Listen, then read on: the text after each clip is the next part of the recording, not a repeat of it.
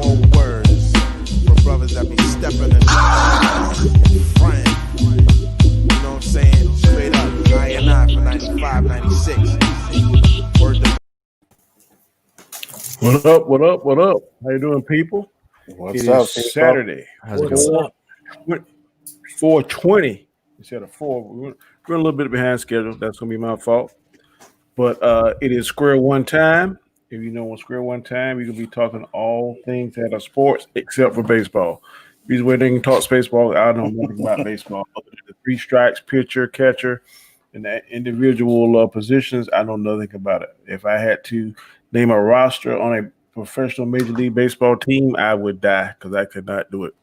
And I'm not ashamed to say that. It's just not my sport, just not my cup of tea.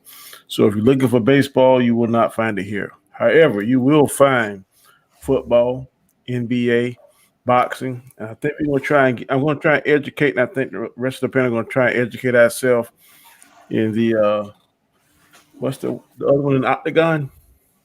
UFC. UFC. Mhm. Yeah. I haven't watched it since Brock Lesnar. Y'all know how long that been since he been wrestling. Or since he been in that type of environment. So how you doing, guys? How's everybody doing? Very good. Very, very good. Doing great. How's my mic? Is it too low still? No, you sound good. Yeah, you good. Glad to see you. We got several good topics here. Some I also thought of. I've sent in a couple. And as usual, we're going to start off with the NBA. But this time, we only got 4 NBA questions. So that should make Mads happy. 4 NBA questions. I'm shocked that we have 4. The rest, Especially since it's over. It's football, and we do have a boxing question. Yes, So- and I could have actually got 6. I still had 2 more questions. That's what I could have asked, but I said no. I'll keep it to the 4. Okay, what is going to be the first question? Topic number 1. What up, chat? Recently, yeah. What's up, chat? I'm sorry. I am sorry for not recognizing you. Thank you all for spending this Saturday afternoon with us. We're going to try and get you entertained, try to come up with some good topics and entertaining information. Hey, I would like to say that South Carolina Gamecocks, my favorite team in college, just did an upset on number 15 Auburn. So I want to give them guys a round of applause. I still think the coach sucks, but I'll probably buy him another year as he beat somebody that is in the top 15. So Well, so what they do? They won. they won 33-20. First time they won in like 30 years or something against that team. Very nice. So he may get that may spare his job, but I hope not. Topic number 1, NBA question. Recently, Jalen Rose came up with 5 categories to determine what the GOAT should be. Those 5 categories are an MVP, a Finals MVP, a number of scoring titles the individual had, scoring titles, scoring titles, and Defensive Player of the Year. It should have been something else different. It should have been What do you mean? MVP, Finals MVP, scoring title. Scoring title, number of championships, and defensive player of the year. That ain't fired up, is it? Yeah, I got it. I misread it. MVP, Finals MVP, number of titles, scoring titles, Defensive Player of the Year. There's not Yes. one player who had done all 5 in their career. Do you think these 5 stats are correct in measuring who the GOAT should be? Now, I will tell you, me and Alonso saw the article, and 4 players, if I'm not mistaken, did 4 of them. But nobody else has done. Shaq, Jordan, Akeem, Olajuwon, and I can't think of the 4th one. me neither. But I'll find it. So, do you think these 5 categories are the correct measuring stick to determine who's the GOAT or not? Who wants to go first? Who would like to go first? I've been muted this whole time. Okay. Then, since no one is talking, I will go first. Okay. Absolutely, yes. These are the categories that we should be determining. And then now, when we talk about these categories, let's say they're tied. Like, let's say they're tied, right? In a couple categories. Then you move on to stats, right? You don't just take one little he doesn't have the killer instinct argument and determine that's the reason why he's not the GOAT. Now, when they showed the stats, LeBron James is still behind Michael Jordan. And let me make it clear, I'm not saying LeBron James is the GOAT. I'm not saying that. But he has a chance to at least tie Michael Jordan in 3, maybe 4. I'd say 4, but I keep it to 3 because LeBron James is never winning Defensive Player of the Year. So, and he'll never beat Michael Jordan in scoring titles. So the only 2 he has left is Finals MVPs, championships, and season MVPs. Now, 3. That's what I said, 3. 3 out of the 5. If he get one, I think now he got 5, if I'm not mistaken. But he got 4. So if he get 4. one more, he got 4 MVPs, regular season MVPs. Yes. If I'm not mistaken. If he gets one more, he'll tie with Jordan. No, Jordan had 6, so he still needs 2 more. Jordan had 5 regular season MVPs, 6 final MVPs. Okay, yeah. So he'll tie Jordan in regular season. He needs 2 more finals MVPs and then 2 more championships, right? So then he leads 3 out of those 5 categories. Now, I'm not going to say, okay, he's the GOAT because of that, but now you add on the stats that he has where he's number 1, number 2, number 3. Like I could send you the pic. I can't believe I never sent it to you, Danny. But where they're showing all his accolades throughout the finals, and he's number 1 or at least number 5 through all of the categories. If that's the case, I'm going to have to give him the GOAT. I'm going to have to. I hate to say it, but I'm going to have to. No. Yeah, I'm with Mads now. These categories are only good if you have to include the error. We talk about this every goddamn week. The error in which these guys played. There is a huge difference between when Michael played and when LeBron is playing. That has to be factored in. Not only that, but also the team that you're playing with. The players around, the pieces around you, and the influence, exactly, that you had on them. Because to be the most viable player, I feel, is more than just, man, he scored so many points and had triple doubles every. No. Did you elevate everyone around you to a new? Does. Well, I'm not saying he doesn't. I'm saying that is one extra thing on top of the error that needs to be taken into consideration. Sure. So you agree that all 5 categories are correct, but there's just some other intangible things that absolutely, which is what I said. But a lot of people are saying, well, he doesn't have the killer instinct, and that's the only reason. But they're saying that's the only reason why he shouldn't get GOAT status, and I totally disagree with that. Well, that's a big statement. But you can't use that one category and say he doesn't have that. Plus, like you said, it's a different era. So he plays a lot different than Michael Jordan did, but his numbers are godly. His numbers are godly. I want to make 2 points. First point is about the era. Well, no, I won't say that. I'll say that Jordan only played with one person, I think, going into the Hall of Fame, and that's Scottie Pippen, who's already in the Hall of Fame. LeBron James is going to play with Kyrie Irving, and it's questionable that Kyrie gets to the Hall of Fame. Is Rodman in the Hall of Fame? Kyrie's going to get it. Rodman's, I think, Rodman is in the Hall of Fame. Yes. But I'm saying, what's the other guy, the center that came from Minnesota that played with them? Kevin Love. Kevin Love is kind of in, but then he went to Miami where Dwayne Wade is going to be a Hall of Fame. Chris Bosh is going to be a Hall of Fame. Now he went to the Lakers, and for certain, AD is going to be a Hall of Famer, and they're talking Rondo. So he played with more Hall of Famers than Jordan. One thing.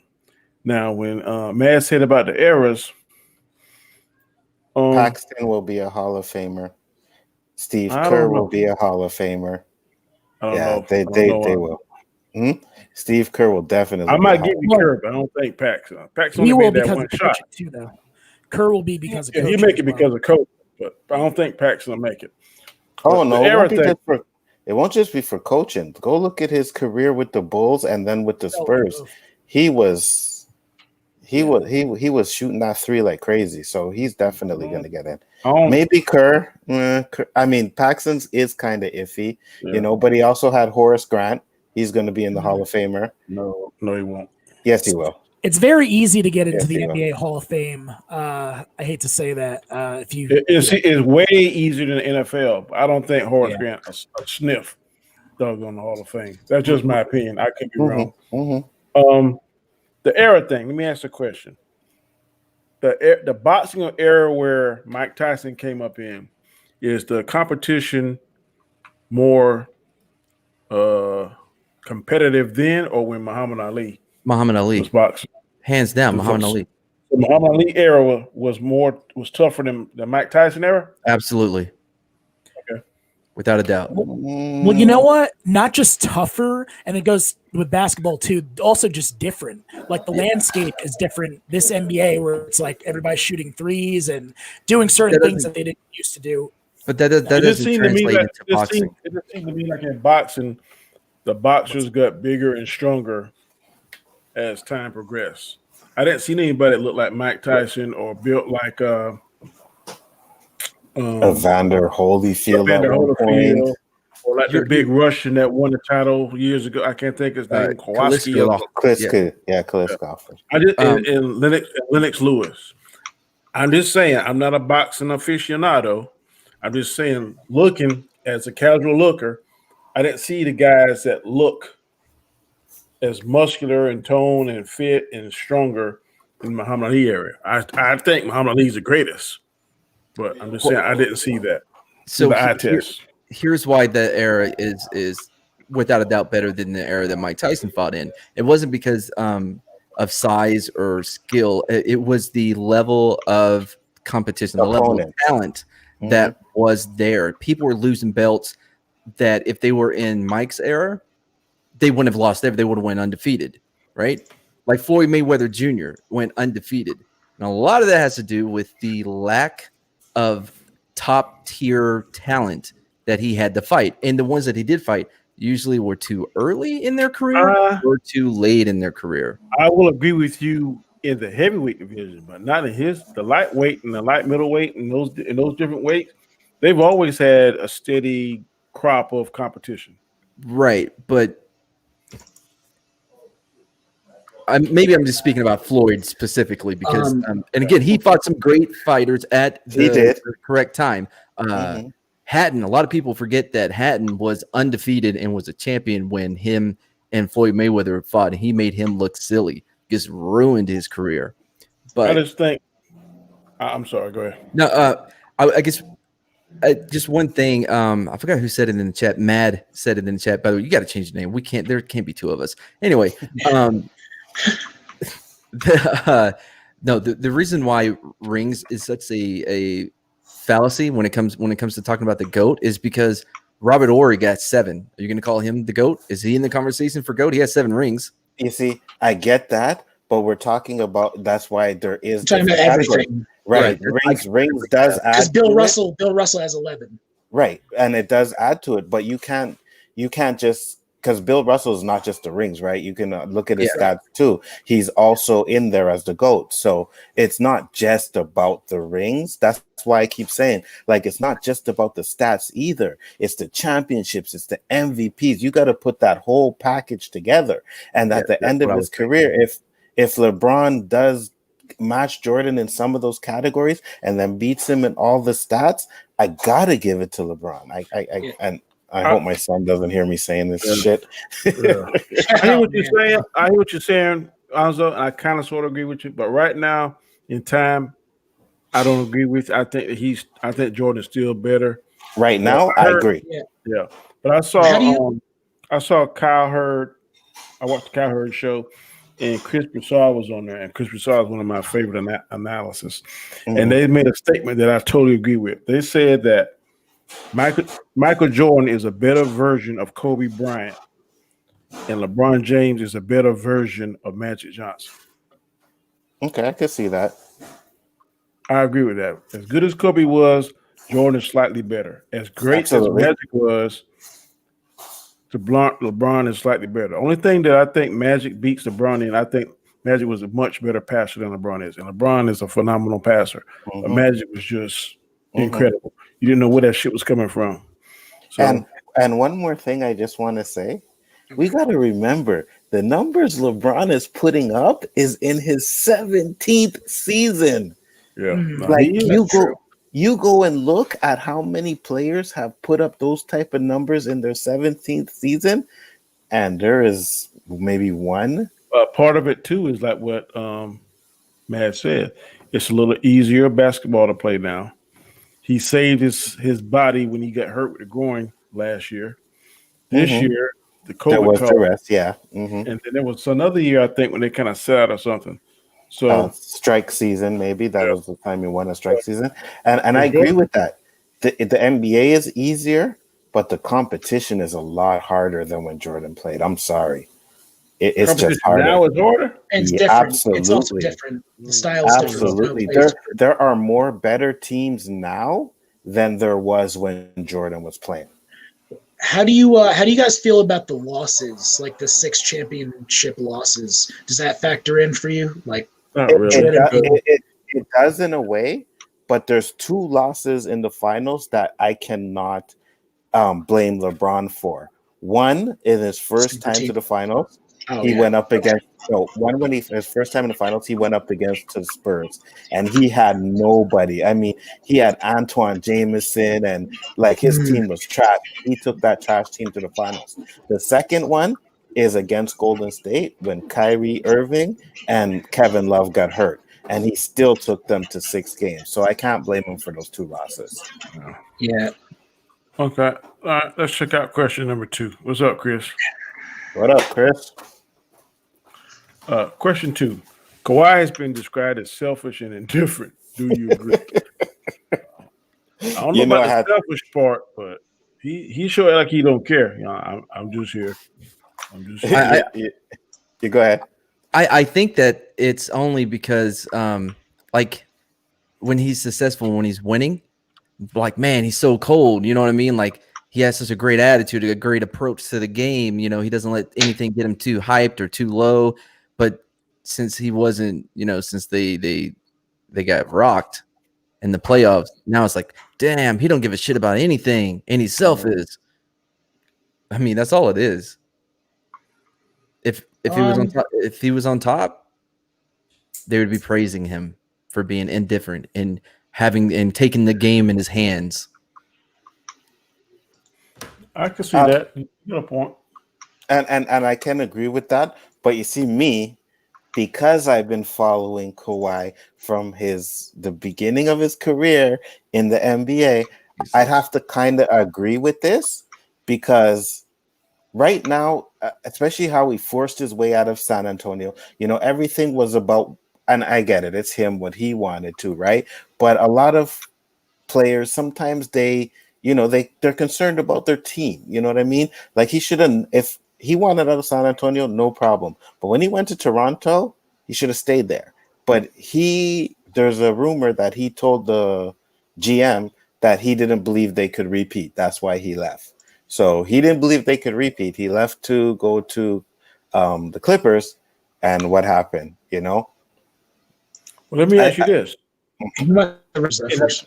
the past, the teams when they get tired of you, they throw you away. When they trade you, they don't care about you that you establish your families here and that stuff. It's all about business. So I agree. now it look like the pendulum is swinging the other way, and the players got that problem. Why are we as fans and as commentators or whoever seem to have a problem with it? I don't have a problem with the players taking the power, so to speak, and maximizing their potential or because every player got a shelf life. Mhm. You want to take off 14, the 15 years. So why not get as much money or as much rings as you want to? picture, Danny? Oh, I'm sorry. Yes, I was gonna say Okay, that. I will say this. I absolutely agree with you 100%. I do. players go into where they want to do and make themselves happy, I absolutely do. I agree with that. But I have a problem is when you're trying to do it before your contract with that team is over and you're just trying to force your way out. You know what I mean? I mean, if you want to trade, that's fine, but you still go, you play your game, you do your job. And what he did in San Antonio to me was he just like made sure he forced his way out of there. You know what I But, mean? okay, I hear what you say, and I agree. Now let me come up with another question. How about if it was the Lakers and he did that? Would you care as much, or do you care because it's the Spurs? No. I would care. I would care. Again, it wouldn't matter which team he was doing it to or whatever. I just don't like, if you got a contract, pay out your contract. You want to leave, that's fine. You know what I mean? I have no issues with that. You want to leave, but at least play out your contract that you're getting paid for. I mean, you're getting paid to sit on the bench and talk about how you're injured and you can't play, but you can, So, I mean, for me, I'm just like, I don't care. You want to change teams? You want to build a super team, even though I hate the super team kind of thing? Fine, go ahead and do it. But at least finish out your contract, complete your obligation to the team that signed you. You know what I mean? And then do what you got to do. Yeah, because the team will always do that for you, right? No, not always. But I mean, it depends. Also depends on the organization as well. We can't just say all organizations are the same. You know what I mean? I don't say all. I Yeah, don't it's a say all business. organizations are the same, but I think like from the GM on up, if they see in that okay, Anzo used to average 20 points, now he's averaging 10 points, but his name is still good, his reputation is still good. I can get more for him now because he ain't producing as much. And They'll, yeah, but they'll go ahead. I Sorry for mean, cutting you off. they'll switch it. No, I They'll get it, trade you in a heartbeat. and I get it, and I can agree with that too. Like if you have a right and you think you can get better, you can trade him, but they're not honoring their contract with him by doing that.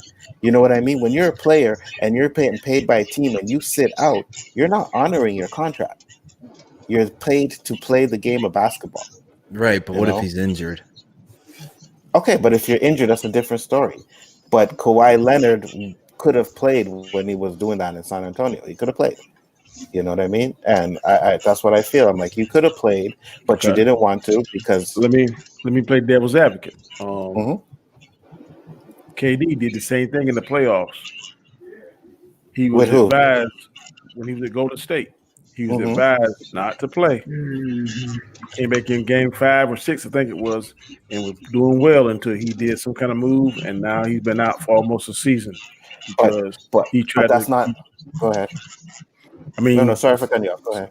oh, you good? But some people are saying he's hurt, or he's not hurt. He can play, and he listened to those people, and it cost him a Right. a good season of his career. But you see, that's not necessarily true because if you go back to watch his interviews, nobody was telling him not to play or to play. He was They were asking him, "Can you play? Can you play?" He practiced on his ankle. He felt that he could play. Like you watch his interview, he said he felt that he could play, and he went out there and played. He said he wasn't feeling pressure from anybody from Golden State whether he could play or not. He played because he wanted to win, and that I can understand completely. You know what I mean? Isaiah Thomas went out there and played on a twisted ankle and Yeah, I scored remember that. 25 points in the fourth quarter. You know what I mean? It was a different era. They were tougher back then. Yeah, I know. I agree. I think they're a bunch of pansies now, to be honest with you. Some of them, Chris, anyway. you trying to talk because we can't hear you. Well, that Yeah, goes Chris, your against kind of audio what you is said. shit. What? Your audio is complete shit. We couldn't Yeah, hear you. we could hear your background noise. A little bit that goes against what you said though before about now they're this era versus the last era.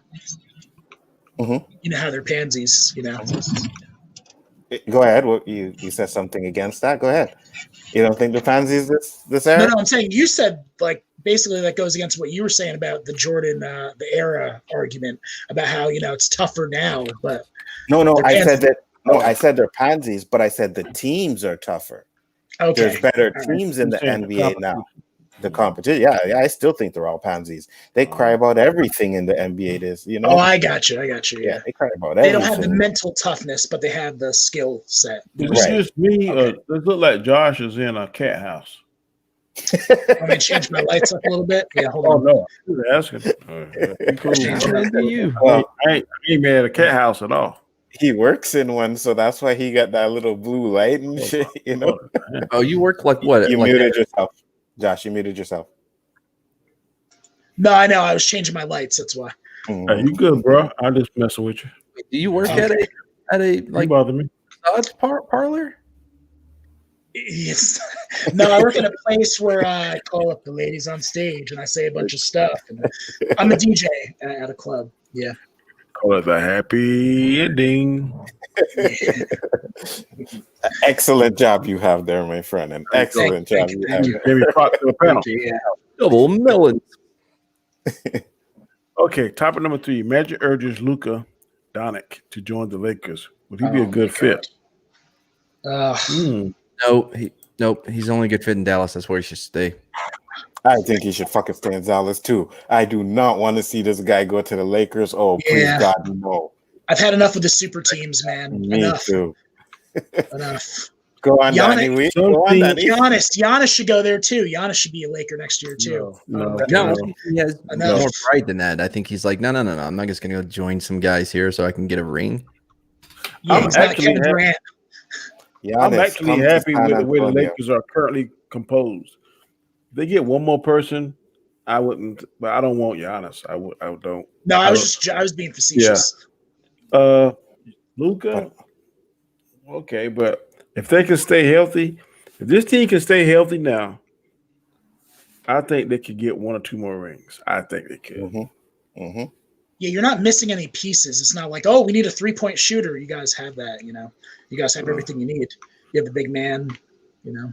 If they get 2 more rings, I'm gonna have to start really evaluating The the GOAT GOAT thing, argument. and I don't want to do that shit because I just think that,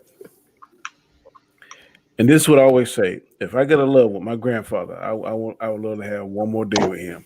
If some kind of way that said, if you could see your loved one that's passed, and it depends on a basketball game between Jordan and LeBron, who you gonna pick if you got first pick?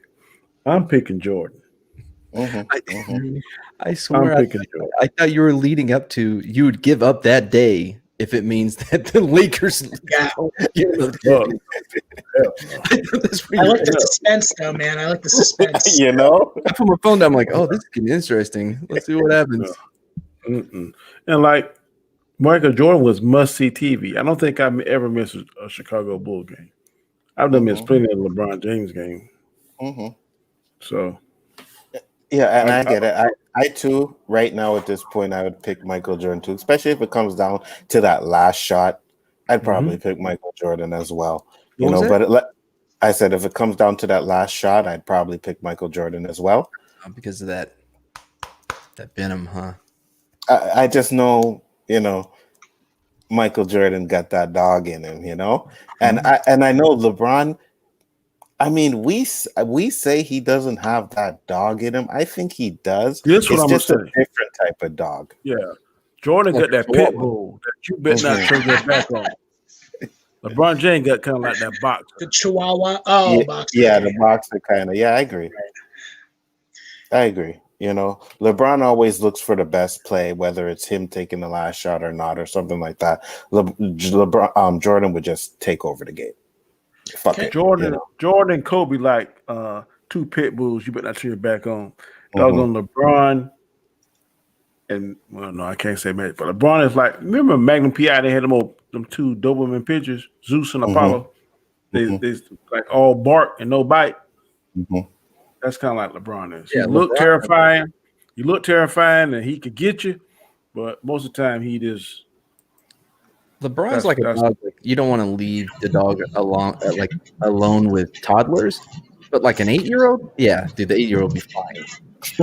Another thing I was going to say before was that so many people were denied under Jordan, like championships, like Charles Barkley, the Utah Malone. Jazz, Gary Payton, you know, the Supersonics, all that, the Knicks, even, and you know, LeBron has let a lot of people slide and get their rings that, you know, I can agree with that as well.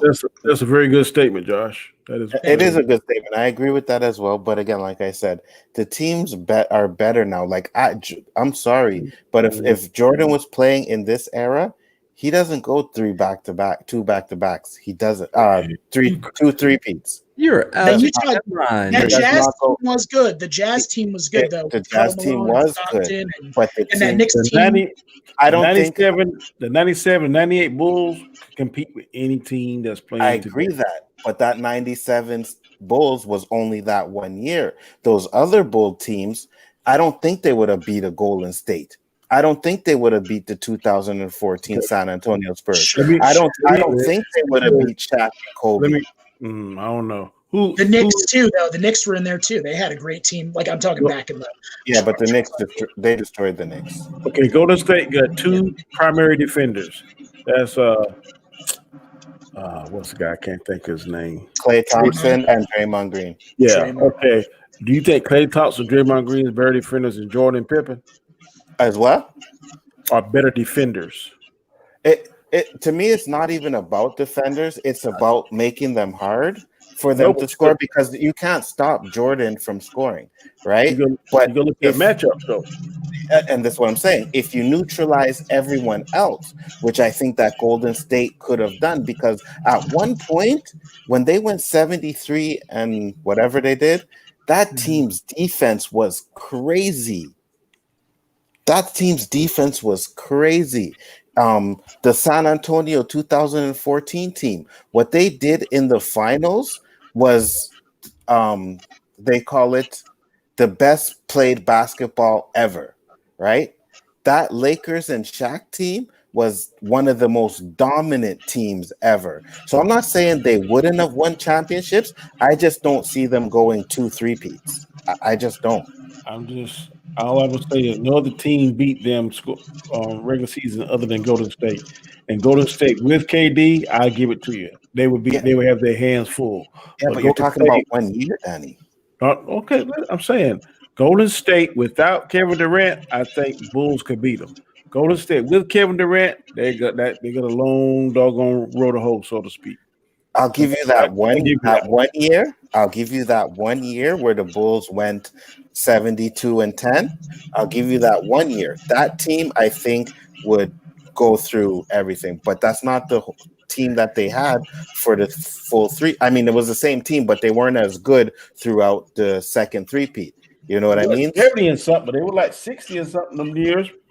They didn't win under 60 games those years. They were dominant. Yeah, you're right. And again, I'd have to check the stats on that too, what the records were those years. I'm partially agreeing with what you're saying. I'm just saying with Kevin Durant, I agree with you. They ain't 3-peating 2 or 3 times.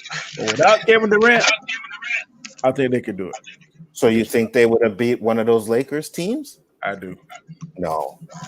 They had nobody. They had nobody that could stop Shaq, bro. They beat New York. New York had at one time. New York had the best center in the NBA, Patrick Ewing. Patrick Ewing can't even hold Shaquille O'Neal's jock. I'm sorry. At least hold his jaw. They're comparable. They're not like. No, they are not. No, they are not. Shaquille O'Neal wrecked Patrick Ewing, because he played against Patrick Ewing. Even though Patrick Ewing was in his older ages, he wrecked Patrick Ewing. He wrecked David Robinson. The only center he didn't wreck was Olajuwon. Everybody else he wrecked. Hey, Josh, remember when we started and Danny was like, we only got 4 basketball topics. You know, Mad will be happy. I want to put something else. 3. Yeah, and we got 3 good topics. So. Oh, okay. Chris is gone. I was hearing that Chris' audio. Yeah, Chris keeps coming in and out. I'm gonna make you happy. He needs the headphones on. Okay, yeah. Lakers are rumored to trade for Chris Paul. Do you think they should make that trade? No. No, I think Chris Paul messes up locker rooms. Yeah, he's a pain in the ass. I heard that too. I take it back. They should trade for him. No. Yeah, you're damn right. If it's gonna mess up the locker room, absolutely. I don't think LeBron will let it mess it up. I think he would punk LeBron. Are you kidding me? I think it's because no, Chris Paul and LeBron are friends, so I don't think they would have that kind of issue. There's gonna be no punking. But do you think Chris Paul is an upgrade from Rondo though? No, I think Chris Paul should go back to the Clippers. I think that's the missing piece because they need a floor general. They don't have a floor general. That I can agree with. George and Kawhi are not good leaders.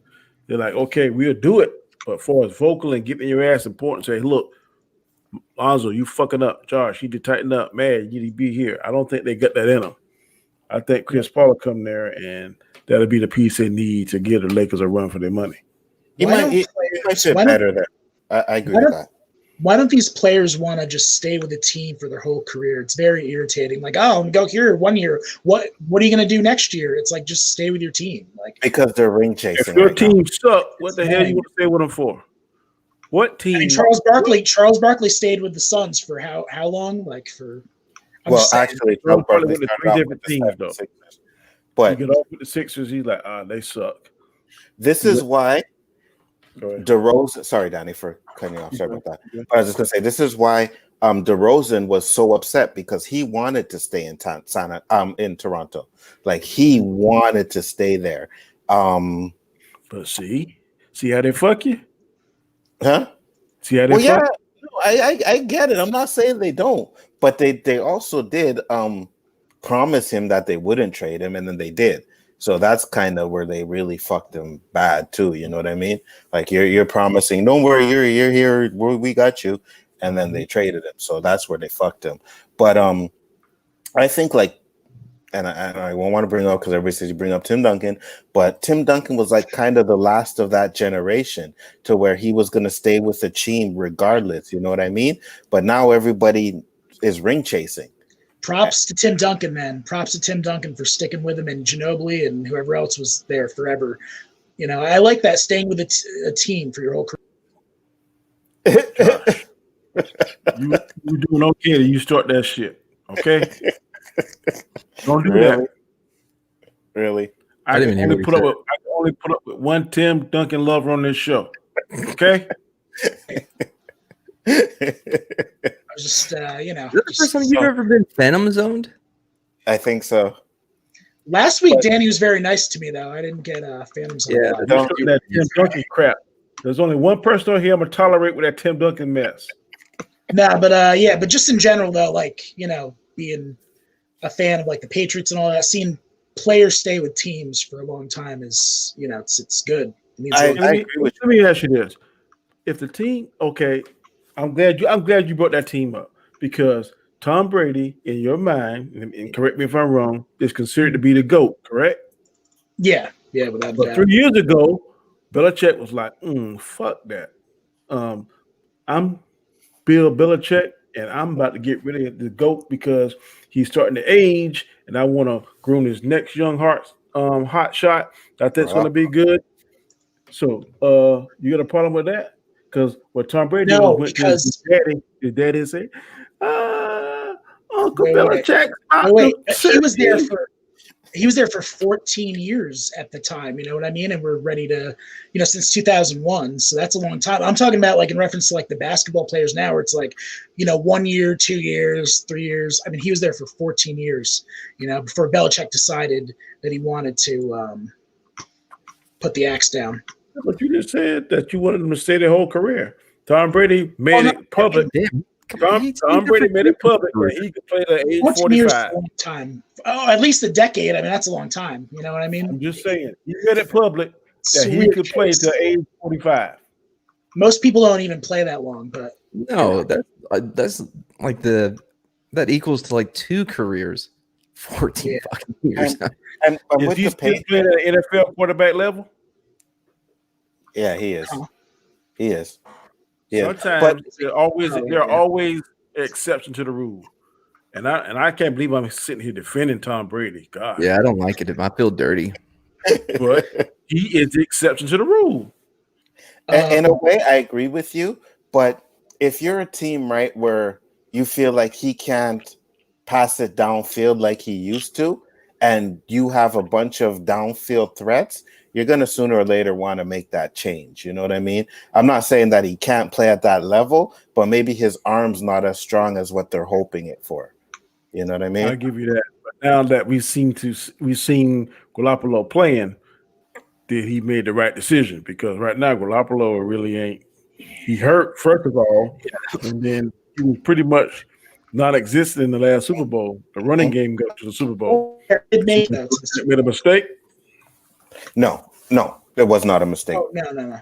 Well, we won a Super Bowl even after, like, when Garoppolo was hurt or whatever in the middle against the Rams. So I guess it wasn't a mistake, but No, it was not a mistake. They made the owner nixed that deal, and he made the right decision. I'll tell you that. Garoppolo, champion Garoppolo with Bledsoe.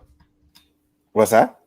With What? Bledsoe, because What about Bledsoe? Bledsoe was a quarterback that was out when they played the Rams in 2001. oh yeah. But So you're Bledsoe, saying there's a parallel? Is that what you're saying? No, I'm not. You just said that Garoppolo was injured when they played the Rams in the Super Bowl. Yeah, when we played the Rams the second time in the Super Bowl, not in 2001. I'm talking about the one in. Oh, you're right. I forgot that they played again. Yeah, they played Right. twice. Yeah. That's my fault. Then. I think you were making a parallel, like, oh, Bledsoe was hurt and also okay. But my point, this whole thing though, the point I was making about how Brady stayed his whole career was about like Chris Paul, like where should he go? Just stay where you are, like stop hopping. But like you said, they're ring chasing though, which I don't agree with. I don't like it, but that's just as a fan though. What's the difference is when the team does it, it's okay. If the player does it, then there's a problem with it. I don't understand that concept. what do you mean? If the I don't like either. if you come there and the team, honestly, who we thought he was, let's go ahead and put him on the block. Then you get to another, kind of like Le'Veon Bell. The Steelers got rid of him. Then he went to the Jets. And they cut him in the middle of the season. I've never seen that before. Now he got Kansas City, where he probably gonna get another damn ring. I don't know. Yeah, I don't like So, either. the team did it. So why now Yeah, if the player has the power to do it, what's the big deal? No, you're right. I don't like either. Okay. Mm-hmm. I mean, the Jets got rid of him for whatever reason. He's gonna run like crazy with the Chiefs, man. He really is. You got a super chat there. Going back to Super Bowl. Super Bowl. I agree. Yeah, in the AFC. Yeah, I mean it's the AFC. Thank you for the $5 super chat, Mad 1306. Ring Chaser came along when Celtics made the super team. Well, they got the big three together. That's why people start switching the teams in chase of a ring. If I'm not mistaken, the Heat made a super team first, didn't they? No, it was the Celtics first. So, But I kind of agree and disagree because the Celtics traded for these players. You know what I mean? Like they gutted their team. They traded for Kevin Garnett. They traded for Ray Allen, or they signed Ray Allen. He was a free agent, one of the two. But they definitely traded for Kevin Garnett. When we're talking about ring chasing, we're talking about a free agent, I guess you would say, you know what I mean, who has plenty of options, but he's like, oh, no, I'm going to go play with LeBron, or I'm going to go play with KD, because the chances of them winning a ring with those guys are a lot better than just going for the money or to a different team. I think – go ahead. Sorry. Oh, well, I was just going to say, didn't this come to be because of changes that they made during negotiations between the Player Association and the NBA? That's like, correct. Because they restructured how the contracts work out, and you have isn't that when this became an issue? Yes, and what the NBA did to try to counter that now is in their last collective bargaining agreement, they actually put in a stipulation where only the team that you've played with the longest can offer you the super max. Oh, see, I thought it was the team that drafted you. I thought it was even more. It's drafted, but it's drafted too. But also, if you're with that team, I think it's from like more than 7 years. Okay. But I also think too that if you get all NBA first or second team, I think it's 3 teams. If you get on any one of those teams and you get on all defensive team 1, 2, or 3, I think you're eligible for a max deal also. Oh no, that's not true. Because no, and in 2K, like I make that team every year, and I'm still waiting to get my max. No. Right. I know it's true because Clay Thompson was doing an interview, and they told him that he didn't make it, and that the point guard for the Celtics did it. What's his name? He came from Chicago. He came from the Michael Jordan's team.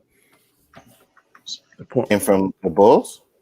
No, he came from the Hornets. The point guard, and he got traded to the Celtics. Oh, Kemba? Yeah, Kemba Walker. Kemba. Okay. He was like, really? If you go back and watch it, when they find out that he took the last spot because that cost him a max deal. Really? At least it's 4 years, though. At least he's going to stay there for a while. Like, he can adjust. It's not like, he's going to opt out after the year's over. But Yeah, because I'm about to go renegotiate. Yeah. Because I've made first team all. So, in order to qualify for a supermax contracts, players must have 7 or 8 years of service in the league and still be with their original teams, unless they were traded or acquired by assignment via amnesty waiver. So, if a player fits these criteria, then they qualify for a supermax extension. Did it say anything about making all NBA teams and stuff? No, I know that's a part of it. Nothing here. Yeah, no, it doesn't say nothing about making all NBA or anything. I think making all NBA and those have to do with signing bonuses more than getting the supermax. Or like bonuses in contracts, like things like, that you have Pat Mahomes has. Like Pat Mahomes has, because Pat Mahomes' contract for the $500 million is not really $500 million. It's like 400 and something million with bonuses if he gets to the Super Bowl, if he becomes MVP and stuff like that. Backloaded like shit. He's never going to see all that money at the end. That's the thing, right? It's all about a performance. So, well, no, like on contracts like that, they usually backload it to where most like the big chunks of money will come in like let's say in your contract, right? So 8, 9, 10, that's where you're going to see big chunks of money because they're already planning on either renegotiating, or getting rid of you, or getting rid of right, or cutting him, and they have it set up to where like the cap. Yeah, I agree. Okay, we on the first question that should excite. Here we go. Bad Morgan. I can't pronounce this man's name. I'm gonna call him Pazzi Lamp. That's what I'm gonna call him. Lamachenko versus Tifimo Lopez. Who will win this fight?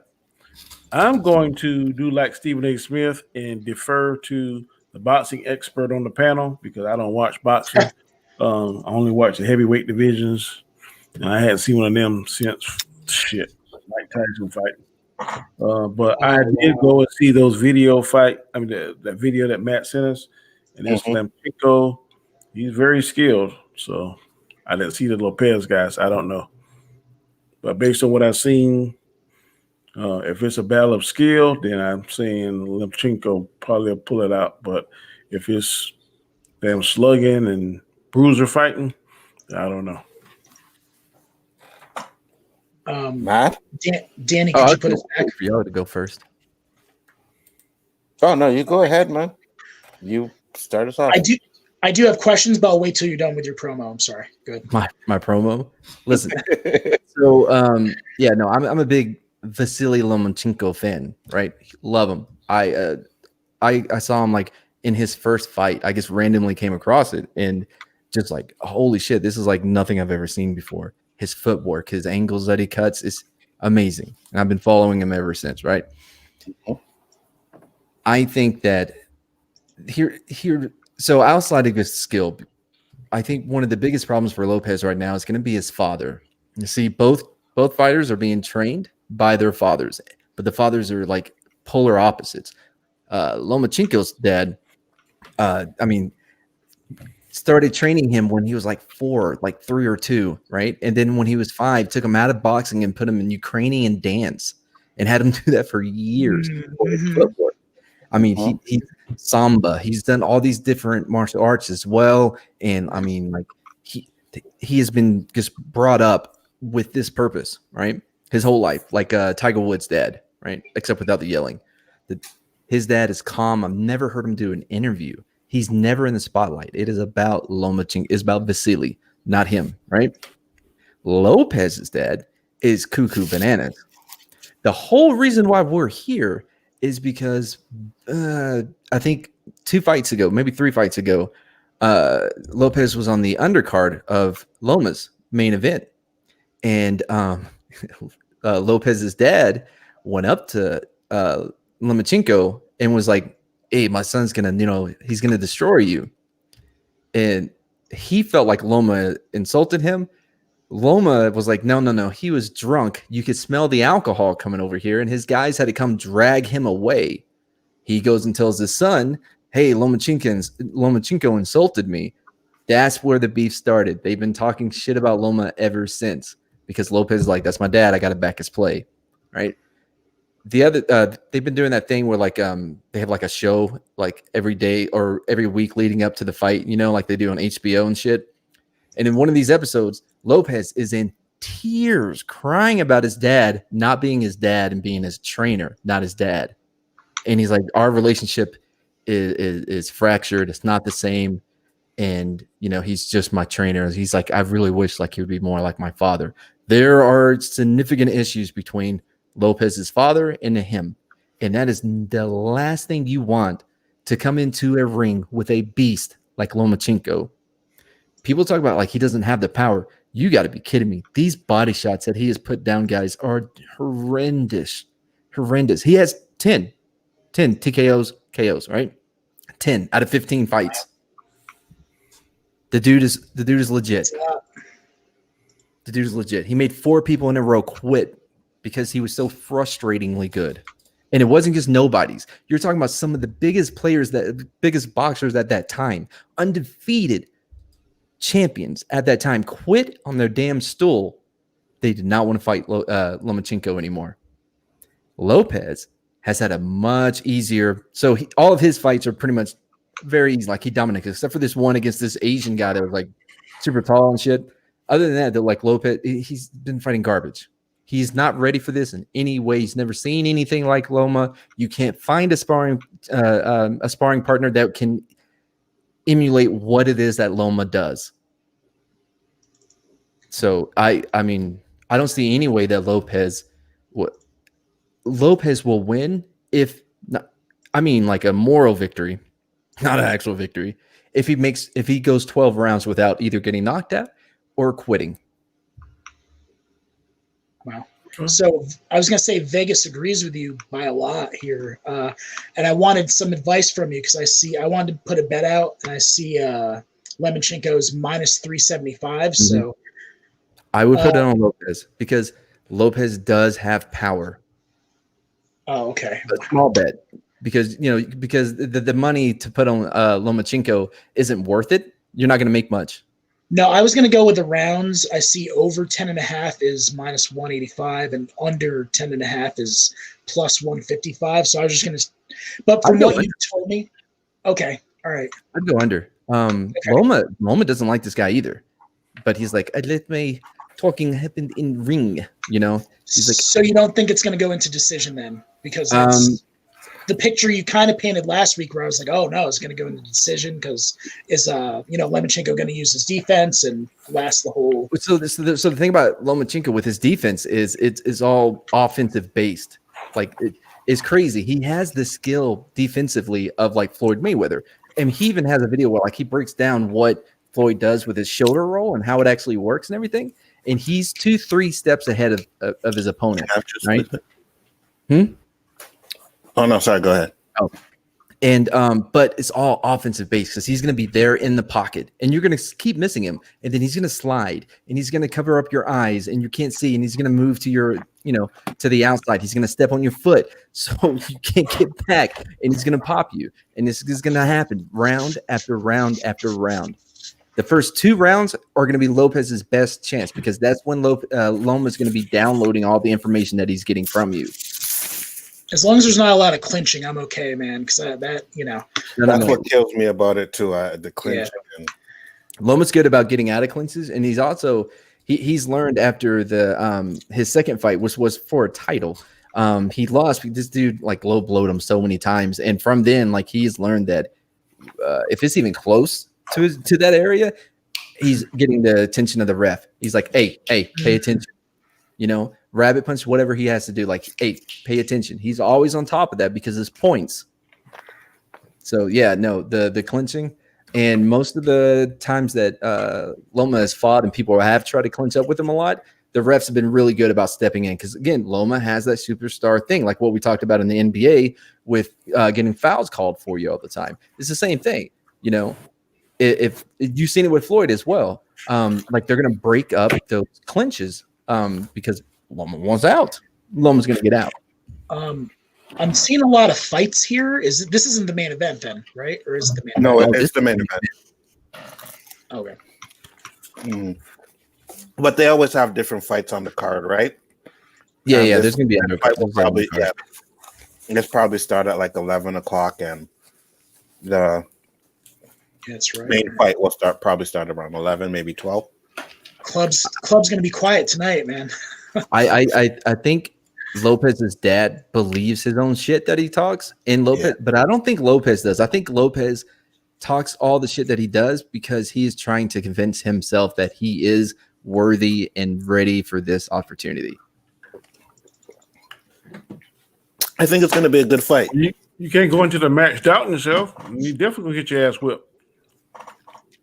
That's true. Yep.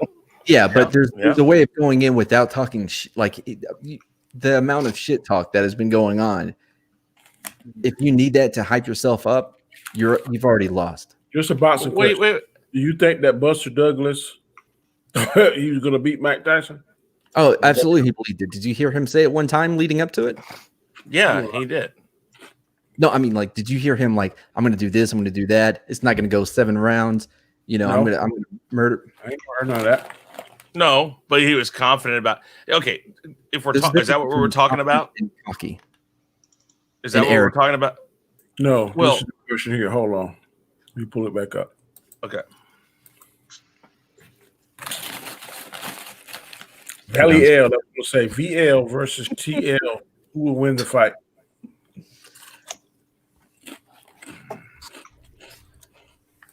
Well, I can't pronounce how you. I can't pronounce all that Ukrainian stuff, man. Vasily VL plus TL. What do you think, Chris?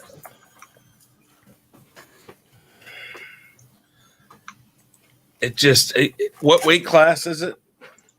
They were at 135. So middleweight? No, light. Yeah, Lightweight. Yeah. Now, and to be fair, Loma, his natural weight is like 126. He's gone up 3 weight classes. By the way, he is the fastest boxer to ever win titles in 3 different weight classes. Just throw that out there as well. He's fighting way above his weight. He is the smaller guy in this situation. Yeah, I mean, 3 fights that he but all he's won. done that. He's done that. How many? Yeah, the past 3 fights. Mhm. Did you say he's done it the past 3 fights? Yeah, at least, yeah. Yeah, I mean, obviously he's confident in himself if he can do that, because that doesn't. There's been a couple boxers. I know this isn't. Yeah. I mean, there's been a few people that can do that, but that's a rare trait. And when you do that, you're confident in yourself. You're confident in your skills because you're not worried about the skill set. You're not worried about anything in that case because you're like, I can translate this to a different weight class easily because I'm just transferring weight class. What's the difference in height then if he's because he's got to be the smaller guy. Like you said, the smaller guy, but how tall is he compared to? I think maybe an inch, maybe two inches difference in height. Not really noticeable, but the reach, I believe Lopez has a 2-inch reach advantage, maybe 4. I'd have to look that up.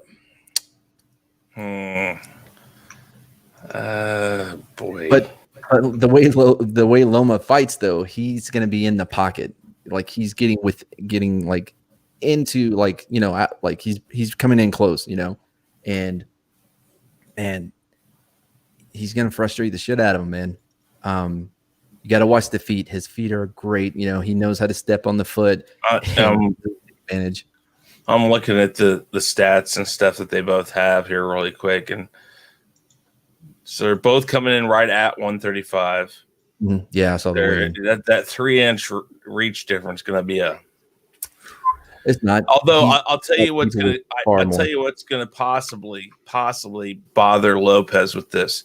The smaller, the shorter reach, but he's a southpaw. Yeah, that can really mess with the guy. I'm trying to see here. Unanimous decision in 12, TKO in 2, KO in 7, KO. Okay. 12. All right. Well, he does that. Maz, I got a question. Yes, sir. There is a 9-year age difference, Mm-hmm. I think. Would that be a factor? Well, so when you look at boxers, what you got to kind of do is look at I think Teddy, man, what's his name? I forgot his name, but I think I heard him say this once. It's mileage rather than year. You know what I mean? Just because your car may be old, look at the mileage. He's had 15 professional fights. Loma, actually, both of them, I think, have had the same amount. Now, Loma does have almost 400 amateur fights, which he's 396-1. That one loss he avenged twice. He's a 2-time gold medal champion. But don't forget, though, in all those fights, is headgear, bigger gloves, a lot more protection. Okay. So you don't have to worry about that damage. That's another question. You speak, and I'm playing devil's advocate here because I don't know nothing about either one of them. No, yeah, please. Lopez is undefeated. Your boy got one loss. Right. Absolutely. Yeah, it was in his second pro fight. It was against Salaves. It doesn't matter. There was over 20 low blows in that fight. None of them were called.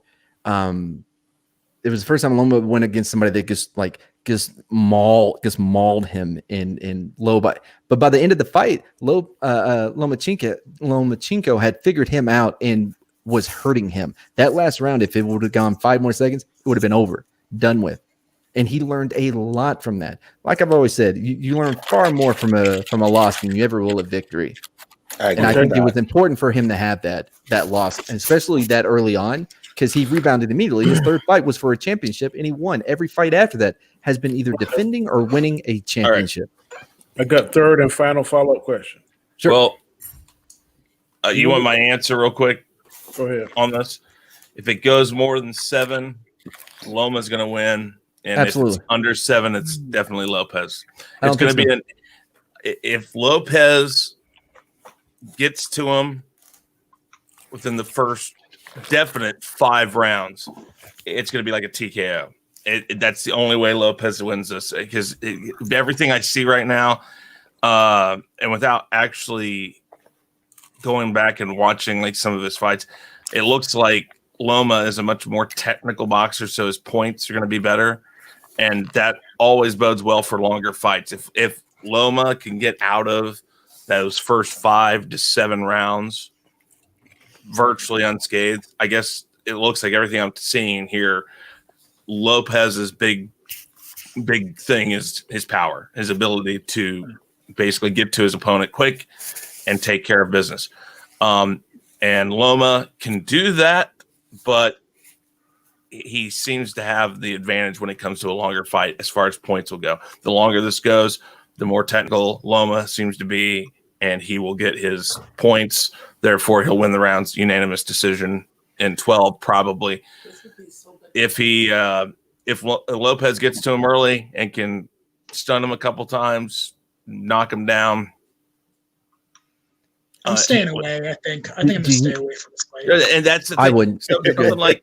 Something like Loma in this, with his experience, his age, and again, the difference with age is, again, like you said, mileage is a big thing, but it's also, if you've been in these fights and you've done you've been around long enough, you learn a strategy that isn't so gun ho. And it looks like Lopez is kind of that type of guy. Get to the guy, punch hard, that type of thing. If Loma can kind of just stay at a technical distance, which is difficult because of his reach difference, if he can make it. That is not how Loma fights whatsoever. He's not going to stay at a distance. He gets in close because this what I'm defense is so good is from inside. What I'm saying is if he did. So if he doesn't, he could expose himself to I'm not saying he will, but I would say definitely if Loma can make it past 5 to 7 rounds, it's. Do you know how many knockouts? I mean, do you know how many knockouts Lomachenko has? 10. Lomachenko had 10. You told us 10. Yeah, but here. Okay, so let's see here. Like I said, I was looking at his last fights here. Let me go back to it. While you do that, Danny, what was your last question? Yeah. Good call, Anto. Good call. No, Chris is looking for it, so I'm like, might as well. Well, I got it right here. Okay, so he got a decision in 12, 5 fights ago, a KO in 5, TKO in 10, and a unanimous decision in 12. So that was his last 4 fights.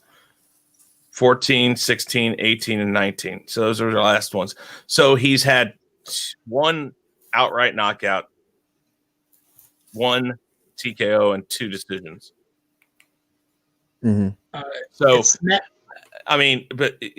And on the other side, it's like information that's not like there's too many variables. Mads, correct me if I'm right. Like, isn't each fight going to be different? Into it? Yes, you do. I just want to point out how he stopped at 4 because if he would have went on, I don't know, the next 4, you would see RTD retired.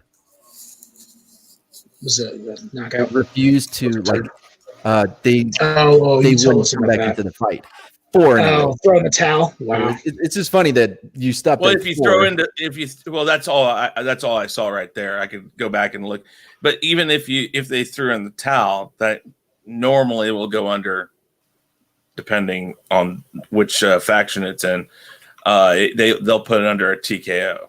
Yeah, because this RTD I think is like technical. Well, yes, 4 times in a row he made. That's crazy. You want me to pick a guy? I say Loma wins this. Yeah, like I said, Lopez has 2 rounds, 2 to get it done.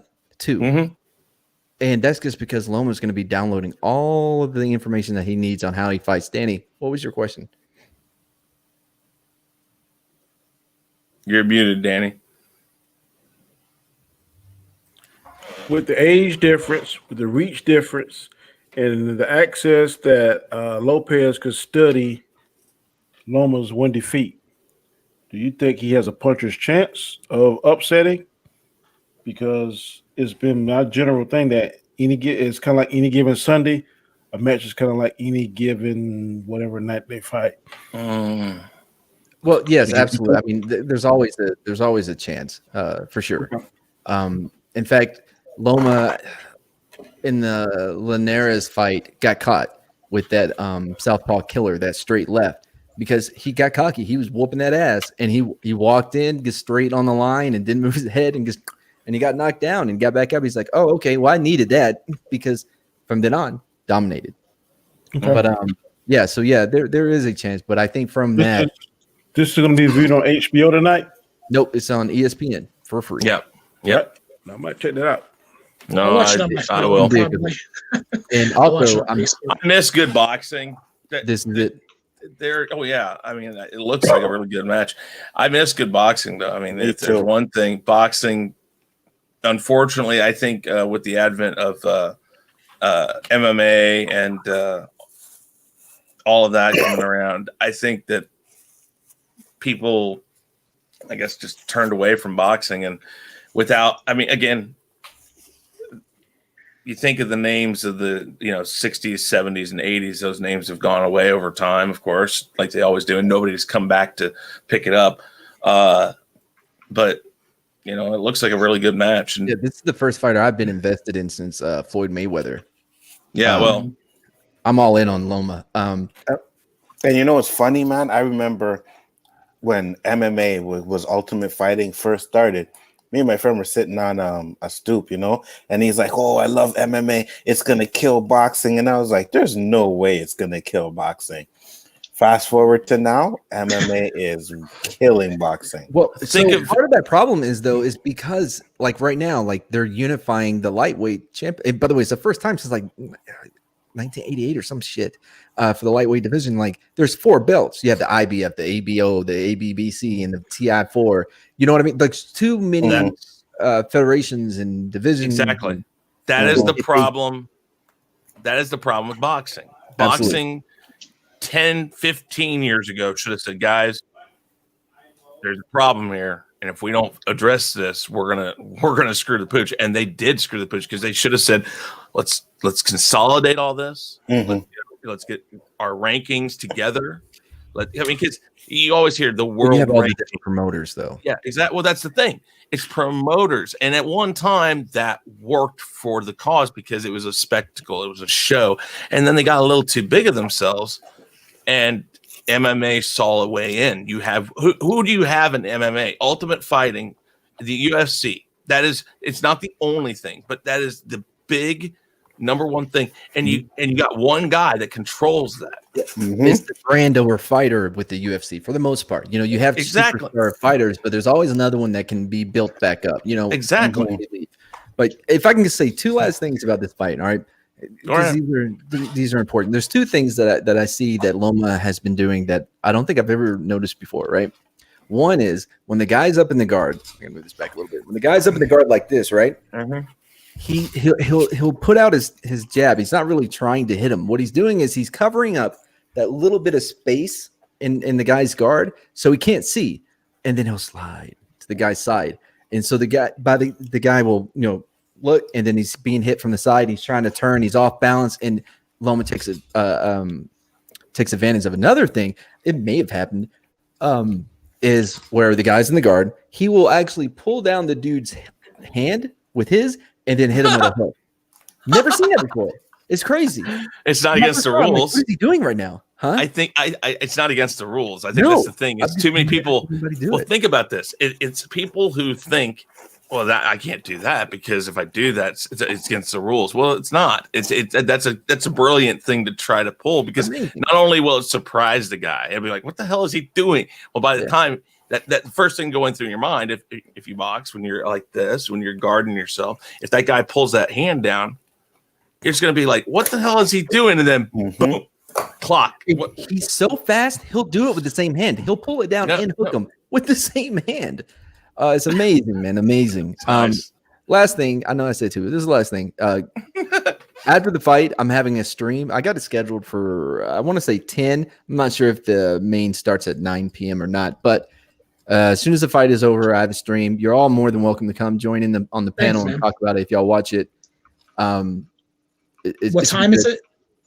So I'm thinking that the main event is going to be at 9 p.m. Central.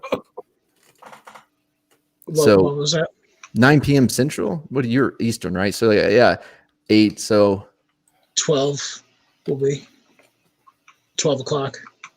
But now I'll be at work though, so I probably won't get a chance to. But maybe I'll watch your stream. Okay, yeah, sure. Yeah. But are you on Face? I mean, are you on? You asked me about Twitter. Yeah, I was going to ask you. I'm on Facebook, and my groups are on Facebook. You don't do Facebook.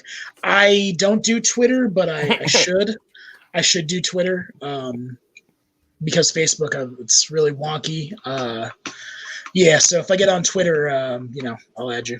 I'll be honest. The only reason I got on is because of YouTube. Me too.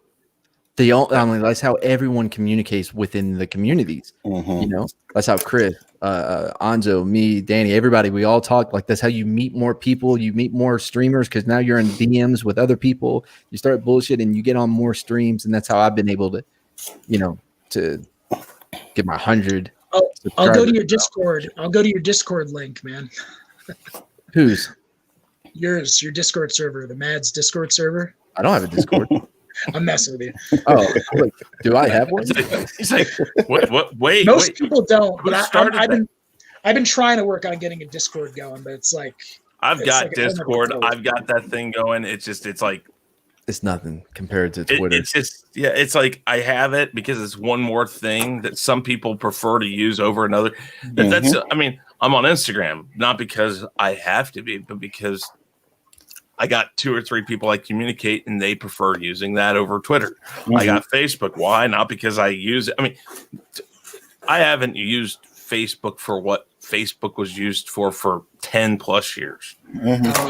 I use Facebook for everything. I go to the marketplace. I buy stuff, buy and sell. I like. Sometimes I'll look on the marketplace for things, but only if I'm absolutely looking for something. My groups, I'm in Patriots groups, Celtics groups, I'm in movie groups, I'm in video game groups, so I'm all on Facebook. Well, you definitely need to think about Twitter, man. Oh yeah. Yep. First football question. Let me pull it up. Question number 6. Does the addition of Le'Veon Bell make the Chiefs a lock to repeat a Super Bowl championship? I say again, does the addition of Le'Veon Bell make the Chiefs a lock to repeat the Super Bowl championship? And there ain't no way in hell are you going first, Chris. No, I'm going to make it really quick. I'm going to make it really quick. I promise. No. They were already a lock, I think, to win. They're pretty much going to win. I agree. You ain't gonna make it quick. Then you're gonna get on that Chief bandwagon. That'd be 10 minutes. No, you going last. No. I mean, I was going to make it really quick, but you don't want me to talk first or whatever. Okay. Go ahead, Anzo. I'm with Josh. I believe that they were gonna probably win it anyways. I just think that now that they have Le'Veon Bell, that's a legit running threat, and it helps out their cause a lot more. But I always thought they were a lot. Is he a legit running threat? He is. It's hard to tell since he was on the Jets. Yeah, I mean, if He's a wide receiver and a running back too. So Yeah. You gotta remember, he's a dual threat running back. He was the best running back 2 or 3 years ago. He's been on a sorry team. Yep. He's gonna be on a superior team, coached by a superior coach. That's like adding more sugar to the damn candy. everybody's a superior coach to Adam Gase, man. So. But one thing I will say, this will show if he's really legit running back or not. Yeah. You know, it will show. Matt hasn't gone yet because I wasn't going to go first. I was going to. I guess So I'm good. Here's my question: who approached to? Did Kansas City reach out to the Jets, or did the Jets reach out to? Was he on the trading block? Is what I'm saying. Did the Jets already have him on the trading block? I don't think it was a trade. It was waiver. Oh, they just waived him. I believe so. Yeah. Huh. Here's the thing. Teams The Jets are smart, man. normally don't waive these big threats, these dual threats, these great players, unless they're not that good, or unless they're assholes. Yeah, the Jets are smart, man. They're very, very smart team, man. The Jets. They are not. They have been garbage for this long. If they were smart, they wouldn't have been garbage for this long. I'm being facetious. Oh, were you? Okay. Yeah, man. But one thing I'm going to say too is maybe Le'Veon Bell wasn't happy with his role there and was like, listen, man, you guys aren't going nowhere. Let me go. If you were on the Jets, would you be happy with any role? Probably if you not. knew you could play. Well, I'd see my paycheck and I'd be happy. Did he not know it was the Jets he before sat he a went to the whole Jets? freaking year for the Steelers, and now he's probably looking back at that, going like, "Man, I was fucking stupid." Mm-hmm. I agree. Because now I look at the team he's on. Oh God. No, I agree. But now look, he went to he's in a Super Bowl, on a Super Bowl contender now, so he has no excuses. I think everything will be fine until they start losing, or he doesn't have the amount of touches that too that he is expecting. One of those two things is not going to be happy anymore. I feel like he is a cancer in the locker room. They'll cut him if that's the case, but I don't know. No, I can agree with you. I think he's a cancer in the locker room too. I don't think he was that well liked in the Steelers locker room either, so no, because if he was well loved and a team player and the organization loved him, they wouldn't have cut him. Yeah, I agree. I was looking at this guy, Damian Williams and Darrell Williams for the Chiefs. I don't know if there's going to be any big competition there. What do you think about that, Chris? Oh, about competition at running back? No, he's starting running back right No, away. they got the rookie. Well, are they going to do like a switch, like like on third down, put in this one and Running back committee. They might, but I think what you're going to see first is I think it's Williams is technically the third down guy, and I think Edward Soler is the starter. I really don't know because they're just kind of whatever can work. It's not really we don't run really, and so that like when the first game happened, it was like wow, okay, and then since then not really anything. But no, this does not make us a lot. It's football. Last week should have proven that. I don't believe in locks. I didn't believe in it until I did not believe the Chiefs would do what they did last year, and then they did it. And I think this past week was more of a complete anomaly. Everybody was talking like, oh, is other teams going to follow this? I don't think that's what it was. First off, you were bringing back our cornerback that was out for the first 4 weeks. So, that's always a tricky thing to change something major just right off. When you get better when you bring back your starter. Sometimes, but you got to remember if something's been working, changing one thing, changing a couple things, moving people around can sometimes mess with timing and the whole thing. But I can agree with that. I mean, last week, like I said, looked like an anomaly, and I'm not sure how much of that really changes what people think as far as the lock for the Super Bowl. I still think we'll be a contender and a heavy contender, and we're still probably the ones that have to lose it. But we proved last week we're very capable of doing that. By the way, as far as Bell is concerned, I don't think he's going to be the starter. I don't know how complicated Andy Reid's offense is, but in how similar it is to being facetious, or how similar it is to the Jets playbook. But like he's going to have to learn all new terminology. Yeah, he's a running back, but he's still going to need to know assignments and the I'm not saying they're going to make him a starter right off, but I would say that he will probably be a third down for sure. I don't think so. It's even more complicated because you're having to know who to block. He's the wide receiver too, though. He's a good blocker. He's a good blocker. I think but you make him a third down. You give it basic then you make him. You tell him here. This is your 10. These are your 10 plays. Learn these first. When you learn these, we're going to have you in on these 10 plays. These are your plays right now. And then if you want more, when you're done and you've shown us you can execute these plays fine, we're going to send you 10 more. Just start feeding them like that. But I think 15 touches is all he's going to get this first week. Well, I don't think you get a ton. This offense is not a running offense, a running team. So, but the one thing I see as a plus is that he can get through a line a lot better than the other two running backs we have. I think that you'll see a lot more teams question when he's in, are they going to run it or are they going to throw it? I wouldn't until they prove that they're willing to run with him. But the problem is the second you make the Chiefs prove something, that's your worst thing to do. You need to be ready. Switch. Yeah, it doesn't work that easy for most people. What I do know. I do know Patrick Mahomes will beat the ever living breaks off of us if we don't. You know what I mean? If we like stack up the box. What I don't know is if the second you running, if I don't have the box stacked. Yeah. Well, that's a very good point. If they start showing that, I mean, that's the thing. That's what you got to have a guy, and it's the biggest question with Bell is that we haven't seen him on a team since the Steelers to know if he can. I mean, because they're never. Yeah, but what I mean is the Jets have just not pinned the team to see if he still got it or not, which is a bad thing. Maybe it's him, not them. Maybe he was the best player on the Jets. Yeah, maybe it's Bell, not the team. And it might be. You might be right, man. I'm not saying you're not right. What I'm saying is until we see him, we don't know. One and two.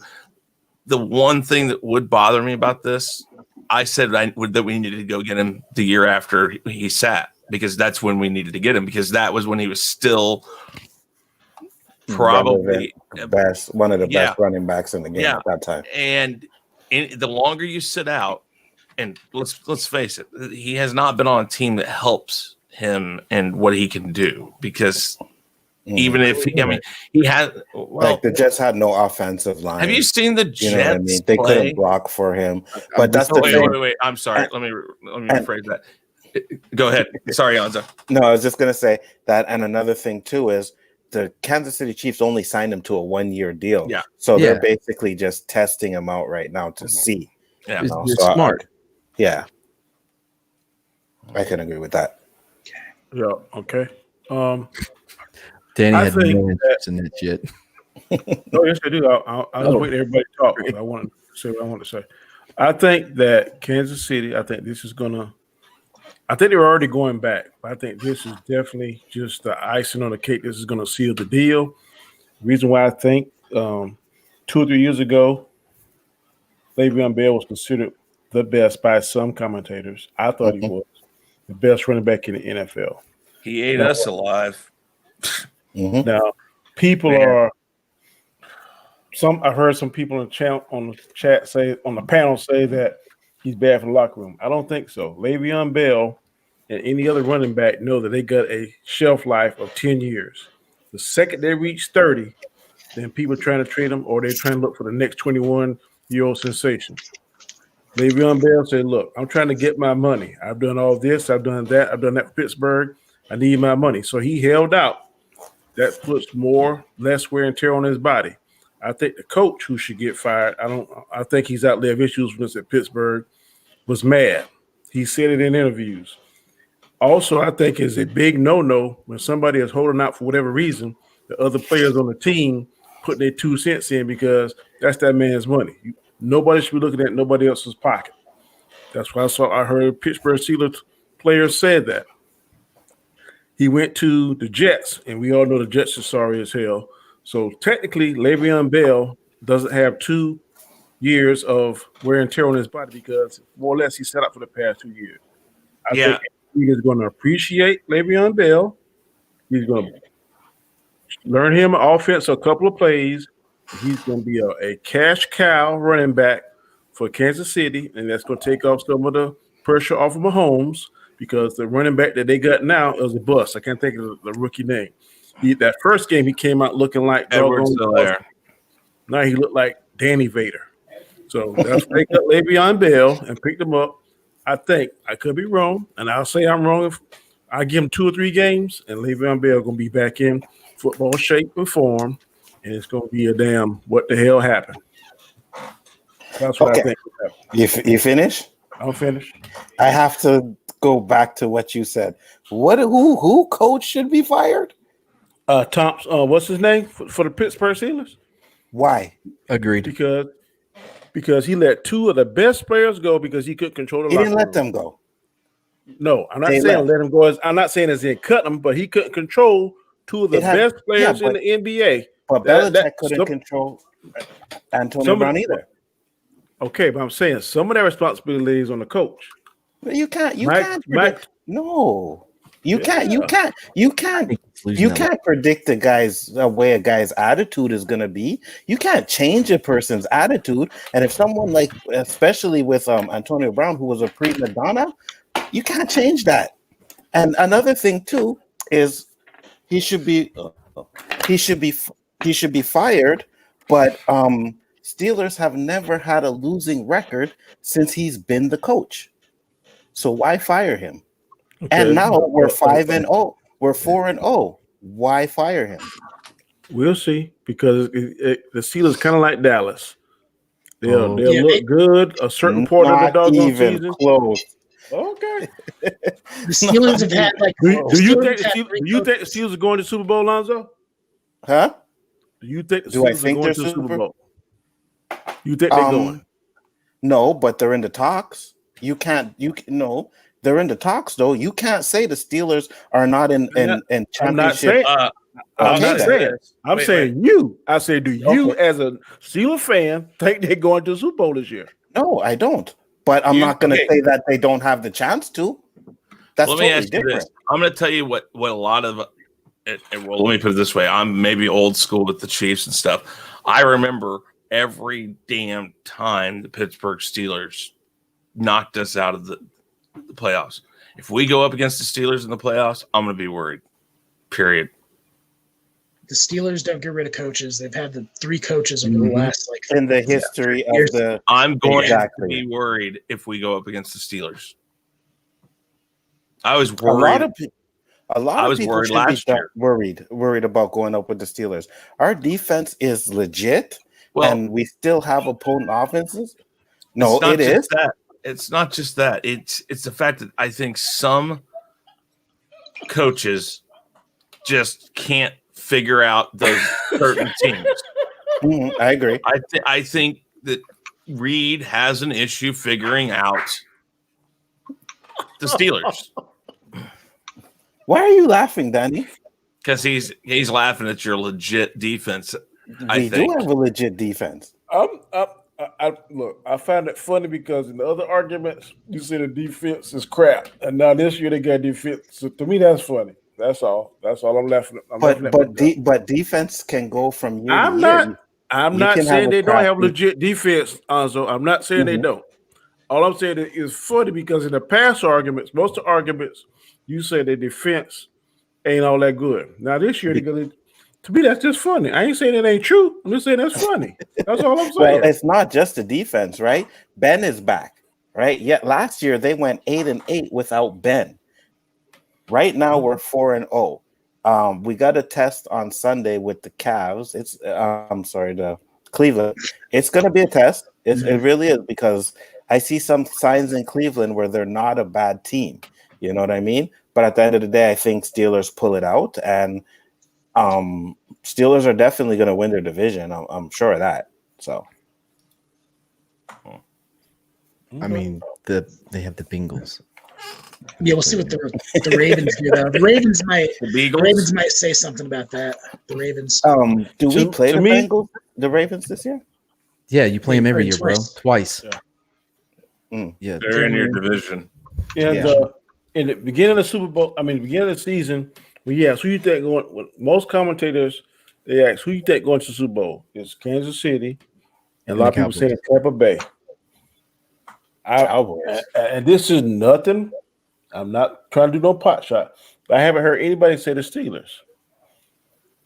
Yeah, because look what the Steelers did last year, right? Okay. You can't sit there and say, well, we're going to pick the Steelers, but last year they did crap. Now, if this year they do good, right? Let's say they make it to, I don't know, semis, right? Whoever they lose to in the semis, whether it's going to be Baltimore or Tampa Bay, whichever one of those teams, if they do lose to one of those teams, maybe they go to the Traditionally, right. the Steelers had their hands full with the Patriots. I don't know if that's a Tom Brady effect or is that going to be just a Belichick effect. So, well, and speaking of last year, sorry, go ahead. Oh, I'm good. Go ahead. Sorry. Speaking of last year, they're only one late Uber trip to get Jack in the Box tacos from Ben being out again.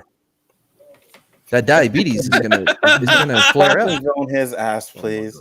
Find him on his ass. What are you talking about? That cheese? You call him cheeseburger? Yeah. Seems like a deep cut, I man. pissed it up a little bit.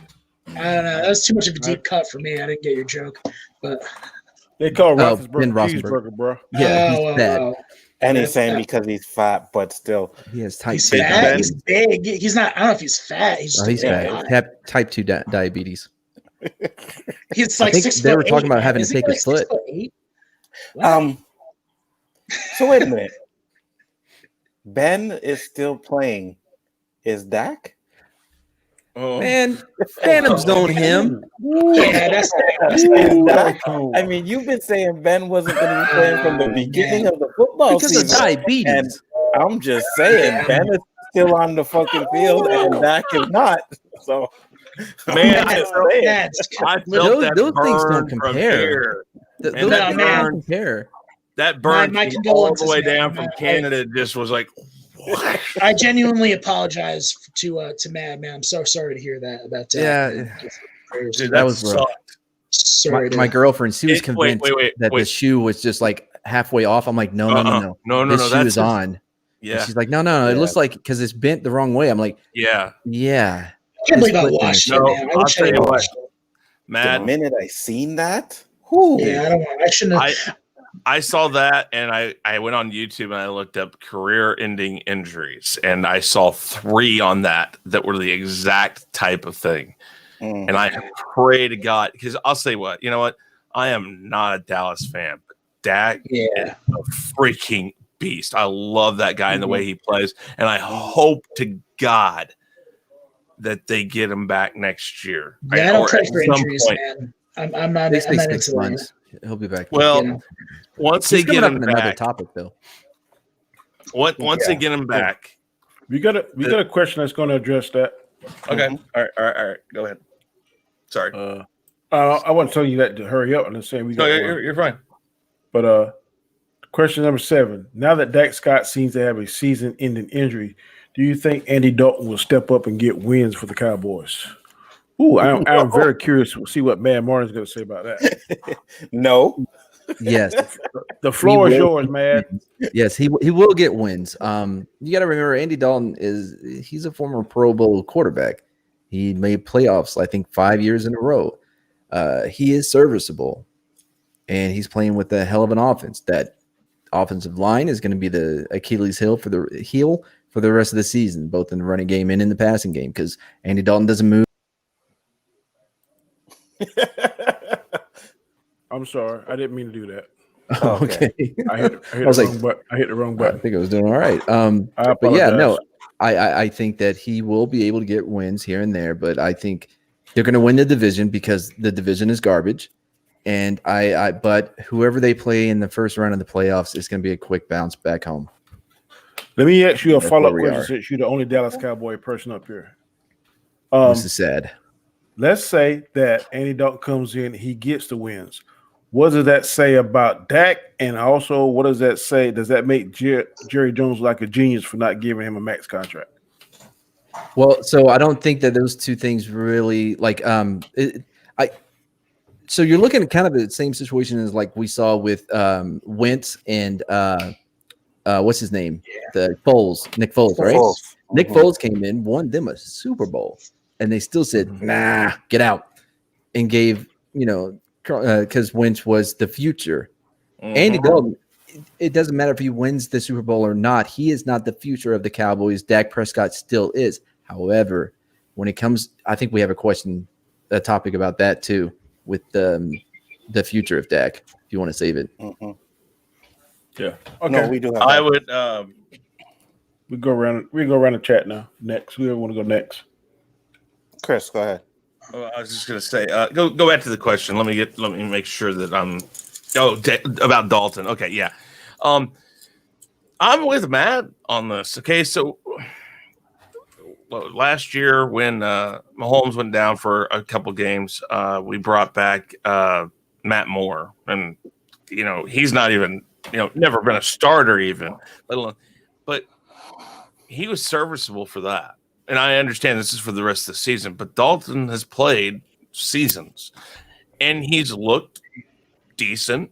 I know some guys are just perpetual backups, but this guy was a starter. That's why they probably brought him there, was because they wanted to make sure they had a legitimate person behind Dak. God forbid something like this happened, or worst case scenario, maybe they were just thinking, and I don't think they would have, but if they had just cut him instead of just holding on to him with, I think, isn't he on the franchise tag, right? Yeah. No, this goes back to 2015 when we lost Tony Romo and had to go through Matt Castle and 8 other different quarterbacks, and that was supposed to be our greatest team, and we could have done so much more if Tony Romo wouldn't have gotten hurt. Before you guys finish, I'm sorry. Yeah, it was nice being on the show. Thank you guys. Anza, you got my picks right in the chat. Yeah, I do. Guys, take care, man. All right, man. Say hi to the strippers. Where'd you send them to me? They're in the private chat. No, they're not. In the private chat? Okay. Yeah, they're there. I see them. I can Uh, read them off. Okay. Yeah, I see them there. Okay, cool. Oh, pics. I thought he was like going to send you pictures of strippers. Never mind. That makes more sense. Okay, so now let me answer this question because I'm going to say no. And not because of Andy Dalton, because the Dallas defense fucking sucks. Yeah. You know what I mean? So I'm gonna say he'll do his job. He'll do what he has to do. But if that defense doesn't get corrected, they're not gonna win games. They're really not. Well, they're guaranteed what six wins in their division, right? I mean, Yeah. I'm with you, Absolutely. Matt. They got a crap division right now, and I mean, think about New York. 2 New York teams that are complete crap. Anyways, I don't know where they're going to go with it, but yeah, he'll get a few wins. Yeah, he'll get some wins, but I mean enough to say I don't think Cowboys making the playoffs. Sorry. Who do you think is going to win the division? I don't care. I think Philly has a better chance to win the division than the Cowboys do right now. And they better start playing. They have to play. That division is no defense, period. I agree. There's no defense in the East there in the NFC.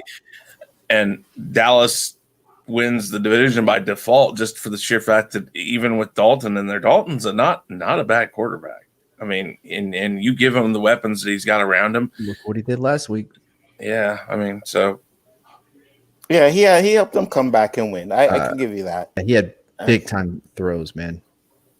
Yeah, I'm not going to say he's a crap quarterback. I'm not going to say that. And that's what I'm saying. I'm not putting it on him. Just like the losses with Dak, the Cowboys had with Dak, I don't put that on him either. I put that on the defense. Defense can't stop nobody, you know? Won't get no argument from me. Yeah. Defense can't stop nobody.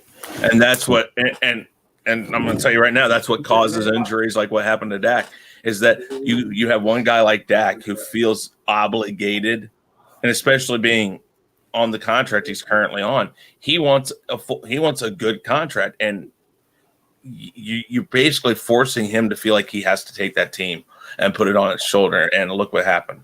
Mm-hmm. I think it has more to do with the field that they play on. Well, I think a lot of these injuries as well has to do with no preseason. You know what I mean? Like you just put these guys up in there. They didn't get a chance to like practice and stretch and get their muscles ready. So I think a lot of the injuries that are happening has to do with preseason, which for me, I hated preseason really because I'm like, how many so many games? But after this season, you realize how important a preseason is. You really at least 1 or 2 games. So, exactly. Well, but in this case, though, the AstroTurf, like it, I mean, you can see it there. Like there is a more than just a pattern of these types of injuries happening on field. Do they have AstroTurf or do they have field turf? Well, field turf, whatever. The field turf, like whatever. Field turf is not nearly as bad as AstroTurf was. Right. AstroTurf, your foot went in, it didn't move. I mean, no, because it's what this is, because they still have cleats on. Like this is happening. The injuries compared to natural grass, there is a clear difference when you're playing on natural grass, because this type of thing happens. I can't remember who it was I heard talking about this the other day on, I think, ESPN, but yeah, he was breaking it down like it's this turf, you know, but the reason they use this is so that they can have other events throughout the year in the stadium. Yeah.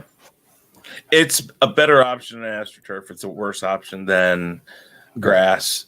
Yeah. But I mean, I think that the injuries aren't as bad for the most part. The problem comes when you get guys rolling over on people's legs and doing things like that.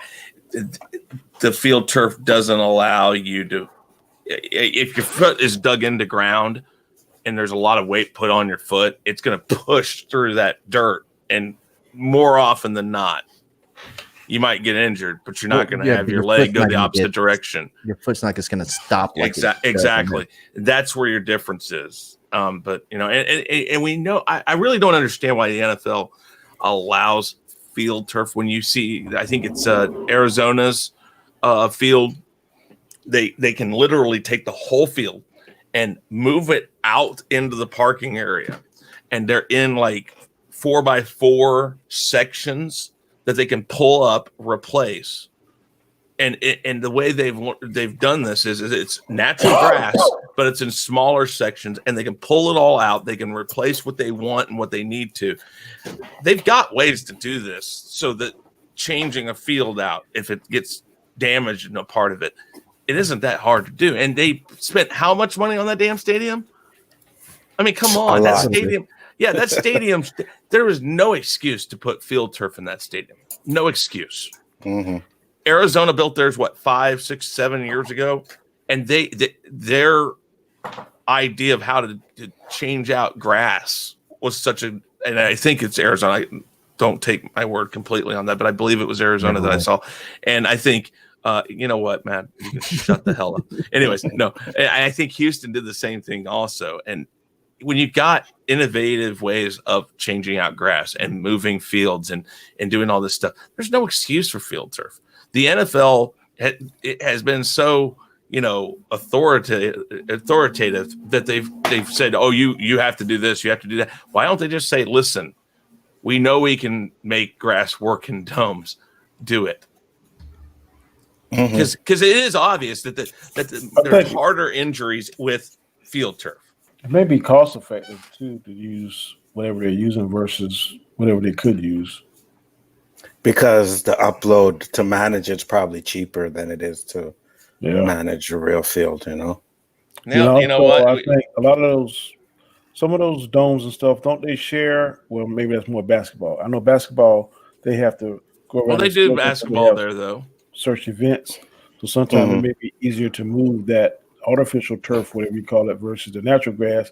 So when they're going to have a concert or some kind of other type of event, they can just go ahead and hit whatever damn button to do and do this, do that. I agree with that. I agree. Let's go with question number 8. Chiefs ruled out Sammy Watkins and Kelce Osmell against Buffalo. Does this give Buffalo a chance to go 5-1? Hell yeah, it does. I don't know, man. Sammy Watkins hasn't really been performing though. The first 2 weeks, man, Sammy Watkins gave me a lot of stuff in the fantasy world. Well, I don't know how that translates to the real football field, but I still think because he didn't for me. I have him in my fantasy league and the one we have, and he's been sitting on my bench since, bro. Let me see if I can go back to see what he scored in that first week. I'll tell you what the issue for Buffalo is. It's not Sammy Watkins being out. It's not any of that. It's the fact that the Chiefs lost last week. It does not bode well for the next team up more times than not with Andy Reid and his staff, and especially Patrick Mahomes and a few of these other guys. They don't like to lose. This week, their faces are buried in the book. They're going to be on that field. What did we screw up last week? Why didn't we? What? Okay, here. And again, I think I said this last week, or maybe not. I said this to several people, and maybe we were talking on another one of our shows. But I said this, that I think the Chiefs had a couple times when they were cheated out of at least 2 touchdowns, maybe 3 even. And well, wait, no, wait, time out. That doesn't wait. Listen, that doesn't change the fact that they lost, because here's the thing: you don't rely on calls to win the game. Yeah. To win a game, you don't. So I don't say that they lost because of the calls. No, they lost because they gave up big plays. But this week, they're going to be looking for that. They're going to be looking for why they lost last week, and they're going to be fixing that. And this is almost like a bye week. And when Andy Reid has an extended week or a bye week, I think he's only lost once. I have to go back. By the way, you know who else hates to lose? Every other team. Yeah. No. Yeah, okay. Yeah, they hate to lose, but there are a lot of teams that don't literally lock down like the Chiefs do. Or that's not even just the Chiefs. It's an Andy Reid thing. And hold on. You go ahead and talk, and I'll look this up. How are we back on the Chiefs? Because it was a question. Oh. And you got how many questions with Dallas and Dak? 1. 2, you said 2. No, I said 2. We only had 1. You said, yeah, we've had one so far, but how many do you got up here coming up? I don't see the relevance of what is to come. See, there's your issue there, man. Always making shit up to How did that suit make your it up? own purposes. What? Look, man, if you want an honest answer, I got to know the follow-up questions. That's how honesty works. Uh-huh. Can't expect the truth if I don't know what the next question is going to be. I'm just like holy cow, I forgot the. Okay. Oh, I didn't finish this. He is 17-3 after a bye, and after a loss.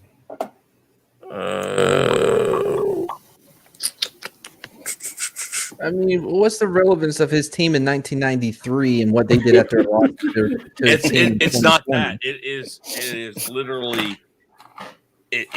Some teams just perform better after that loss. Okay, I will give you that, but I don't think Buffalo wins this game. I don't think they're gonna win too. But one thing I've seen in NFL, when a quarterback or a running back comes out that first year, has this breakout year, they're kind of at the advantage because the defense has not seen them yet, unless they go back and look at college tapes, which I know they ain't doing that shit.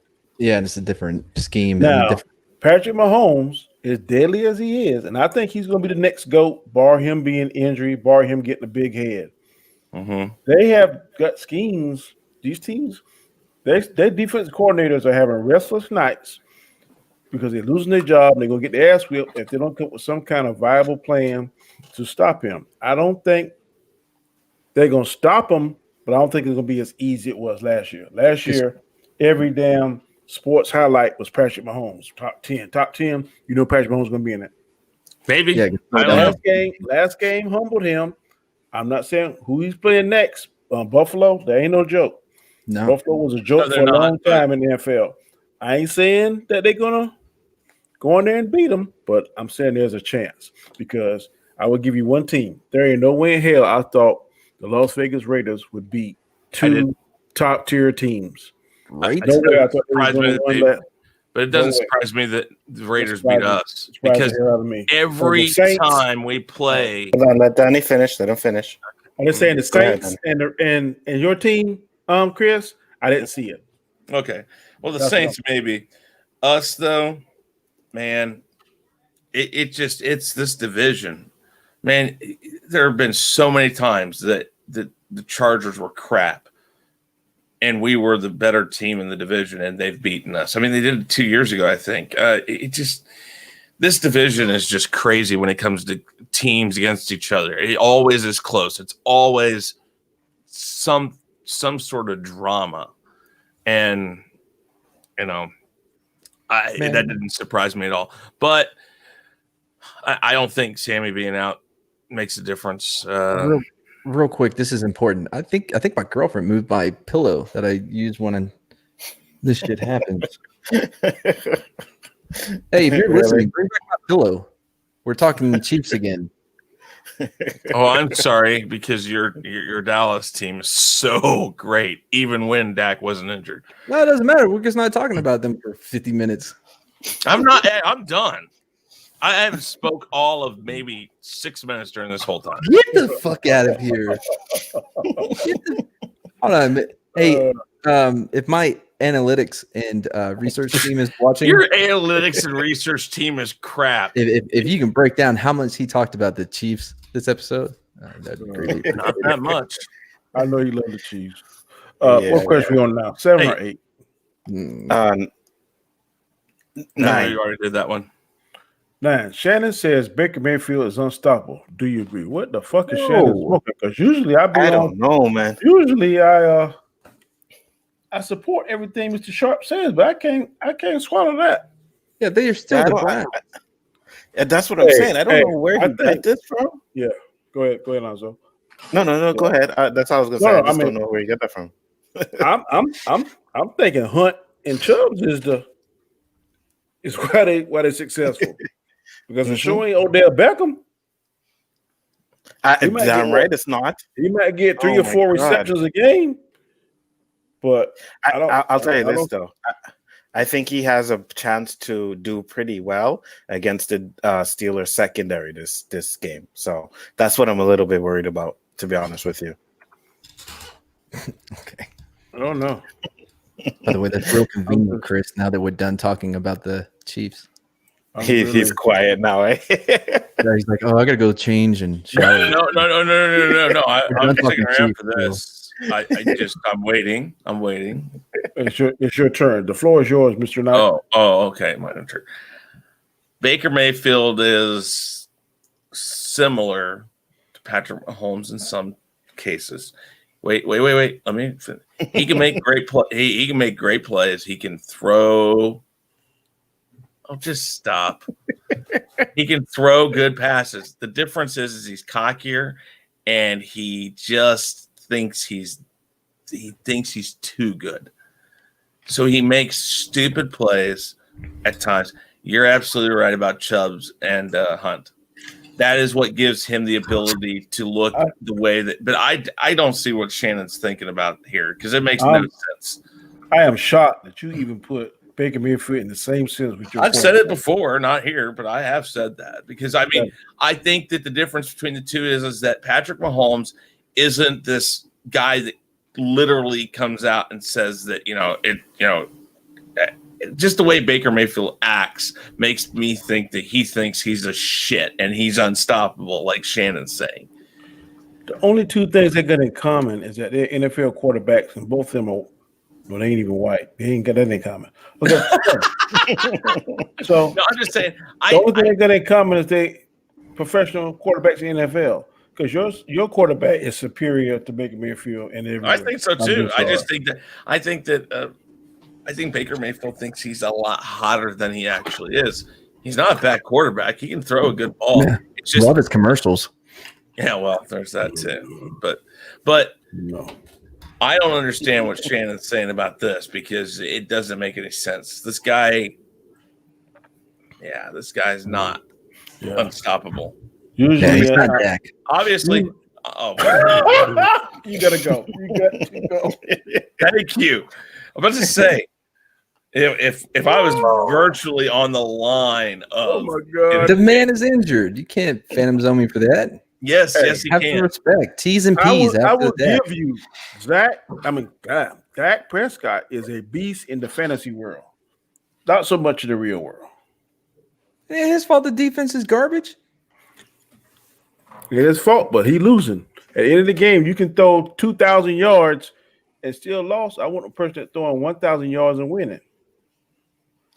I would have to say I kind of agree with Matt on this one because you can throw for 1,000 yards, 2,000 yards, but if your defense can't stop nobody, man, the chances of you winning are very slim. Okay. So, did you see that fake? But if you don't go to the Super Bowl, if you don't win, won't that, even though you're doing all that good stuff, won't that still be a tarnish on your greatness? No, not in football. Not in football, because you're going to do everything you can. I mean, if you're doing everything you can, you know what I mean? And still, yeah, exactly. Like he did everything he can. I'll give you one other one, Charles Barkley. He did everything he could. Never won a championship, and every year Shaq fucks with him on national TV about it. Shaq messes with him because he doesn't have a ring, but he can't mess with Barkley saying Barkley never gave it his all, though. He can never say that because Barkley has given it all. It's just he was never on one of those teams that could actually win the championship. And that kind of tarnishes his greatness, so to speak. No, it doesn't tarnish his greatness. He's still great. It just tarnishes the fact that he's never won a championship. You know, but he's still considered one of the greatest. How do we always end up back on basketball? Because it's an awesome sport, bro. It's an awesome sport. Know, damn right. Okay, I'm gonna tell you this. The same way you be frustrated about that basketball, that's the same way you be frustrated about America's team being Dallas. What the fuck? Look, man, it's not America's team. Okay, I gotta hear that. I have the past 25 years, I had to hear that. Even call that. I hate Canada that. is above us. Mexico's below us. Cowboys are America's team. No, they are not. Oh my god! So Somebody's smoking crack how many again. times has the Patriots been in the Super Bowl in the past decade? Hmm? At least 5. Danny. Yeah. I guess your communication satellites down now. You can't hear me. Yes, his communications team is not it unplugged something. Yeah. Yes. Question: did New England and Denver play last week? Did they play that game? No. No, yeah, I think they had the I COVID. think if they play They this, moved it. my understanding is, I think I got a message that if they play this week, the points are going to go towards the fantasy. Okay, of the no, Philippines next week. Denver and New England is playing this week. So I don't understand that because I might be winning, and then when they play, I might lose. That ain't gonna sit too well with me if I take a loss. In the fantasy? Oh, I didn't notice Yeah. that. No. Yeah, that ain't gonna sit too well. I done won. Now I got to lose because of some other thing, because of COVID. I ain't gonna be worth a damn. 2020 still fucking with you, man. You know. Let's go to question 10. Panthers surprising everyone with potent offense. Is Ryan Tannehill's a top 5 QB? Are these two Tannehill different don't- questions you added together? Yeah, because Tannehill don't play for the Panthers. Yeah, he plays on the Titans. Yeah, it's two different questions. Okay, all right. So full Yeah. of shit. All right. Panthers surprising everyone with potent offense. Question 1. Is Ryan Tannehill's a top 5 QB? Ooh. Panthers Yeah, are surprising, and Tannehill, no. You did not do that as two questions. No, I just copied and pasted from ESPN. I just copied and pasted, so I didn't even really. Yeah. ESPN did that? Yeah. It's either How in the ESPN or world? First Take. One of the two. How in the hell are they talking about Tannehill a top 5? I haven't seen a single game of his. I have no Mahomes, idea, bro. Jackson. Dak. No. Ben. Ben. Okay, I'll say Ben. Aaron Rodgers. Let's say that. It's Aaron Rodgers. Dak Prescott. Yeah, Aaron Yep. Rodgers, Mahomes, Jackson, and what's her boy from the Saints? Drew Brees. Shit, I can name 5 or 6 better than him. No, Drew Lamar Brees. Jackson. Yeah. Josh Allen up in Buffalo. Yeah, Josh Allen's playing very, very well this year. Yeah. So no, Yeah, so he ain't even top. He lucky if he make top 10. He might be top 15. Not taking away from him. He's doing a hell of a good job. He's I mean, but you got to think about. I mean, okay, so in the NFL right now,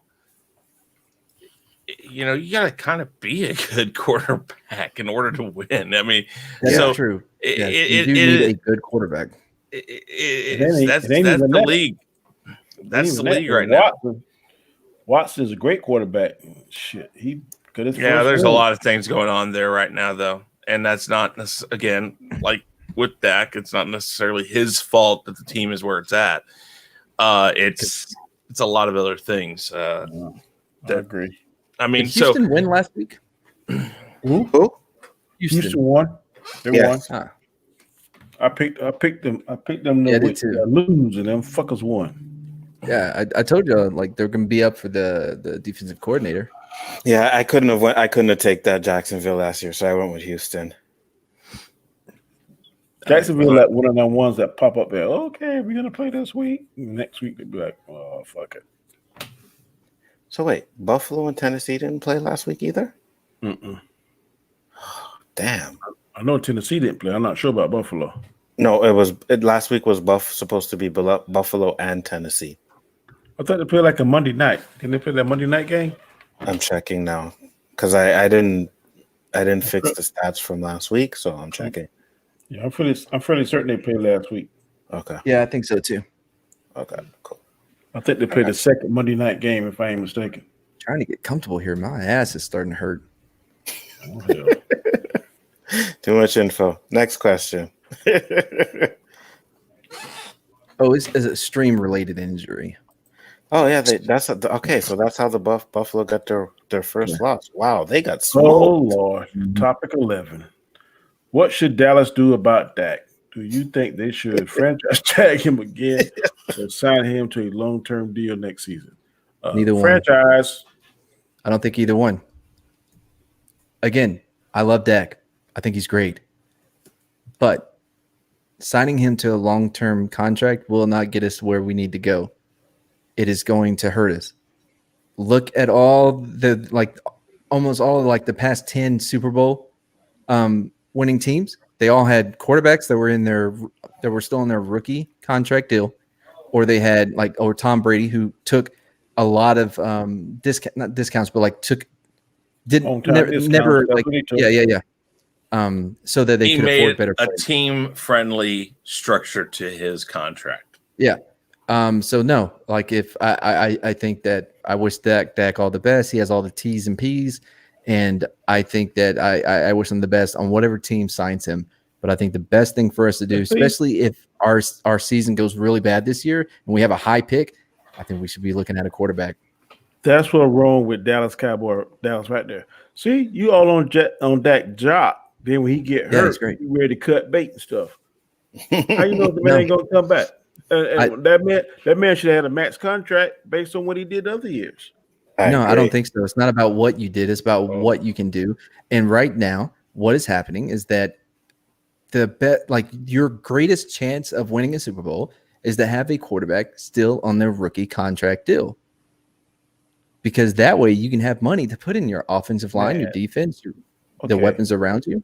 I'll give you that. Matt, was he not playing the MVP level to you before his injury?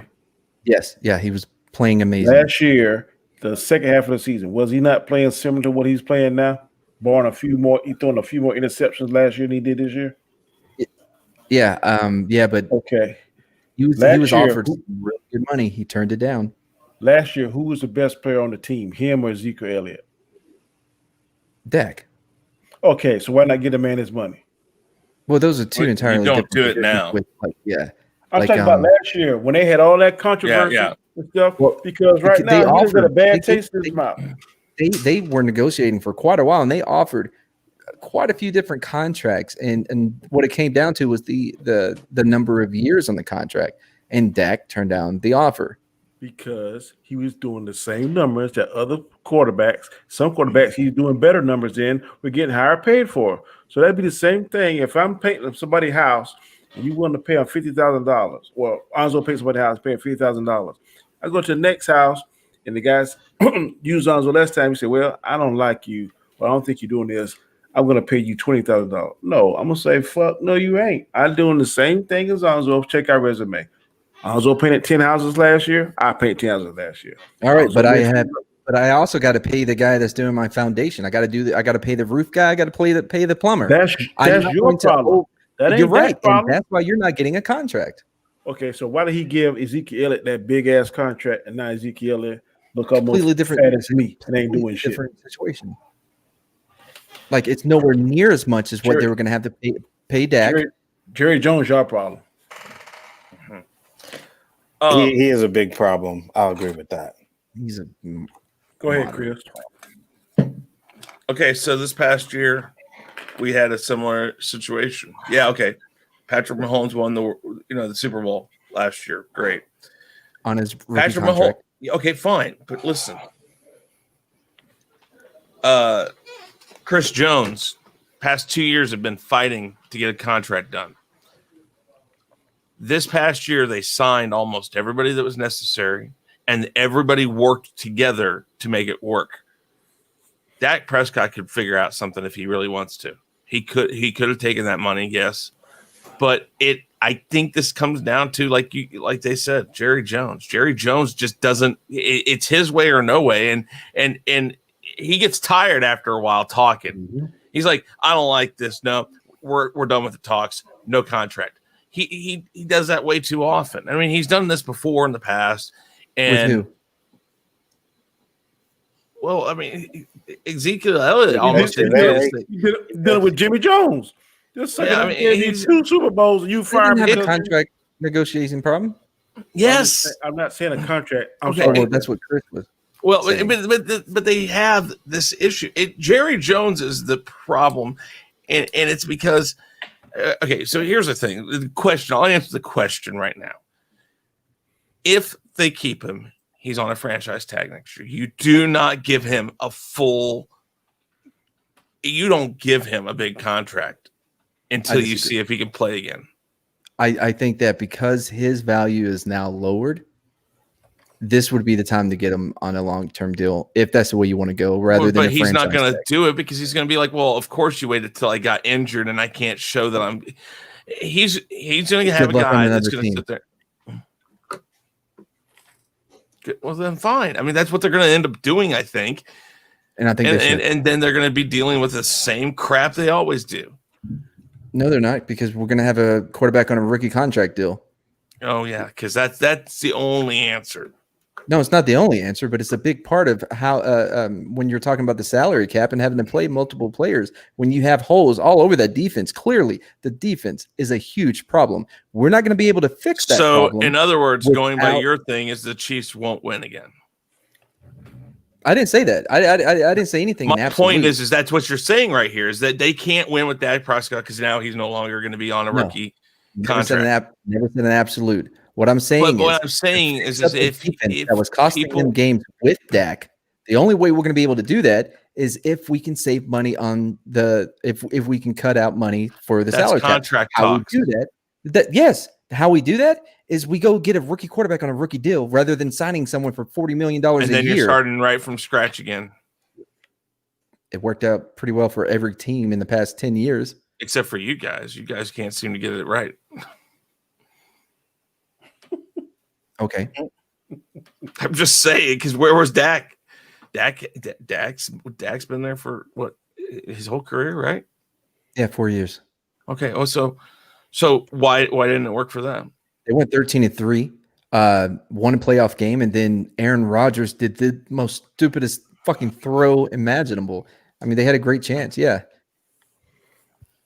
I'm not saying these are absolutes. I'm not saying that this is the way you have to do it. I'm saying look at what has been happening. That if they want to make this work, they're going to have to figure out something. But next year he's on if Dallas keeps him, which I'm not saying what Matt's is saying isn't going to happen, because there's a good chance that, yeah, they cut him and they go to the draft. Especially with the way that I don't think their record's going to be good enough to get that high pick, but I think they'll trade up for it. With Dak in the predicament he's in, if Dak does get signed next year by Dallas, it will be on the franchise tag again. If it's between the two of these options, he gets the franchise tag next year. If I'm Jerry Jones and I'm in charge of that team, I do franchise tag. I am not going to give this guy the long-term contract, because whatever I offer, he's not going to go for it. He's going to say, look. But what you're missing, though, is that franchise tag jumps up to $39 million. The salary cap is going to be lower next year than it is this year. So there's more to play than just okay, let me I understand where you're going. Let me explain my way. I give him the franchise tag. He's healthy. He's ready to play next year. But he's not going to be – I don't think he'll be as mobile and as on top of it as he was at the beginning of this season. So I'm going to get good production from Dak next year. I have a chance that I go into the draft with decent picks and I beef up my defense. And what I decided to do is I say franchise tag him. Yes, I'm going to pay a little more than I want to for 1 year, but I have him have a productive season, but not a blowout, standout, oh my God season. And now I say, well, based off of what you did this past year, we're going to offer you this. He walks, then I feel better as a team, because I say, well, listen, we offered it to him. We didn't cut him and throw him to the curb after a bad injury. You're not going to cut him anyways. He's on the franchise tag in that exact same scenario. I don't mean that this year. I mean next year. No, I know what you're saying, but the same thing can happen this year. He's on the franchise tag. You can offer him a contract. If he doesn't want to take that contract, he walked. You did what you could. You tried. Now it's time to go to the draft. What you do is you bring him back and you say, look, you get him on a lesser productive year where you have something to stand on. Because this year, $40 million for a less productive year. No, what I mean is you're going to get a decent year from him. But as far as stats for a long-term contract, you can point to some things and say, listen, we're going to offer you this. And then you make him the guy that says no, and then you cut him. $40 million a year does not. I Sorry. agree with you, Maz. I'm sorry. I agree with Okay. you. It's fine. It's fine. I just want to go ahead. Go ahead. Well, I'm just saying that is fine. And go ahead and say what you're going to say. I was just going to say I agree with Mad, but how I would structure it is I would pay him something nice, but then structure a lot of bonuses. Then that way, if you don't make the bonuses, I ain't got to pay. I wouldn't give him no straight up guaranteed $40 million. No way in Well, hell I that's do You that. would have to accept that. That's basically with the way Patrick Mahomes did it. It's fairly.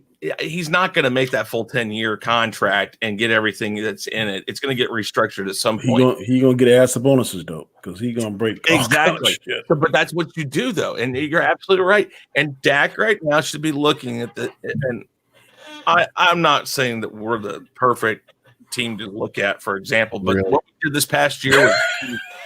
No, what we did this past year was really good with contracts. Really, we had a bunch of people we had to sign, and they actually got them all signed. And that takes a lot of Cap space. You're right. playing. We're right up against it. We're right up against that. Yeah. cap. Now after you signed everybody. If somebody we gets were up crazy against that- or we jealous, were up against that cap when we got Chris Jones signed. It's because of how everything's structured. Yeah, it's going to kill us like 3 years down the line. I mean, this team's done in 3 years. If Right, they but don't you're in a figure something out. position to where you're playing your best. But, okay, so Dak They're not in won't that do same that, position. and the Cowboys won't do that. They won't work something out between the two of them. They tried. That was Oh, the they negotiation. tried. They don't try again then. No, they Darby don't do. come back. But it's Dak going to be at don't a come back. lower. Yeah, it's gonna be lower. You're not gonna get that 40. You'll be No. lucky. He'd be lucky if he get 20. No. He'd still. I think they still offer him 30 to 35. I don't think so. I think so. I don't know. 30, If you don't, if they he come just- back and look like Dak, Yep. excuse me, I say yes. If he doesn't, he'd be Oh lucky to well, get if you're 20. talking after the year, because like if you franchise tag him, that's it for negotiations. Yeah. So you're going to have to sign him to a I'm contract. talking I about, think I'm he'll talking get about 30 to 35. for the next. I'm talking about when it coming up to, do we franchise tag him or do we give him a contract? I think if he Well- looks like Dak, they will give him the contract. If he doesn't, When do they cut have him to have or give him a that franchise done? tag. When do they have to have them franchise They have, tagged by? they have to do that before the season starts. Yeah, For the end of next Yeah. season. So how are once you the going to season know? is over, you're going to have to either sign him or franchise OTAs. tag him again. Yeah. Yeah, you're gonna- okay, OTAs and stuff like that, but that's not actual play time. He could look perfect in OTAs. Yeah, And then- but I'm sure they're going to have their doctors or whoever screen him and do like everything and make sure that he can do up to it. Does anybody remember Ty Law? Yeah, Mhm. Yeah, cornerback remember played that- for New yeah. England Patriots. For years. Yeah. Do you remember who he played for after that, after his injury? Somebody that wasn't very good. No, he played for the Kansas City Chiefs. So I was correct. No, you weren't, because your team's been shit for years. Anyways, yeah, we took it. We were told by doctors, oh yeah, he's ready to play. He can play. Da, da, da, da, and it was crap. It doesn't matter. He may look like he can play. He may be. You may be told he can play. You got to see how he plays in games. I agree. And the with only way to do that and do it in a way that makes sense to me is franchise tag him. I know that that's my opinion. I'm not saying it's right. That's how I would handle it. Yeah, but You got but Adrian Peterson is the exception to the rule. He came back and won the damn MVP. So it's Yeah. possible. Yeah, sure. that's not a thing that happens. No, I'm just saying it's possible. Yeah, I Not- know.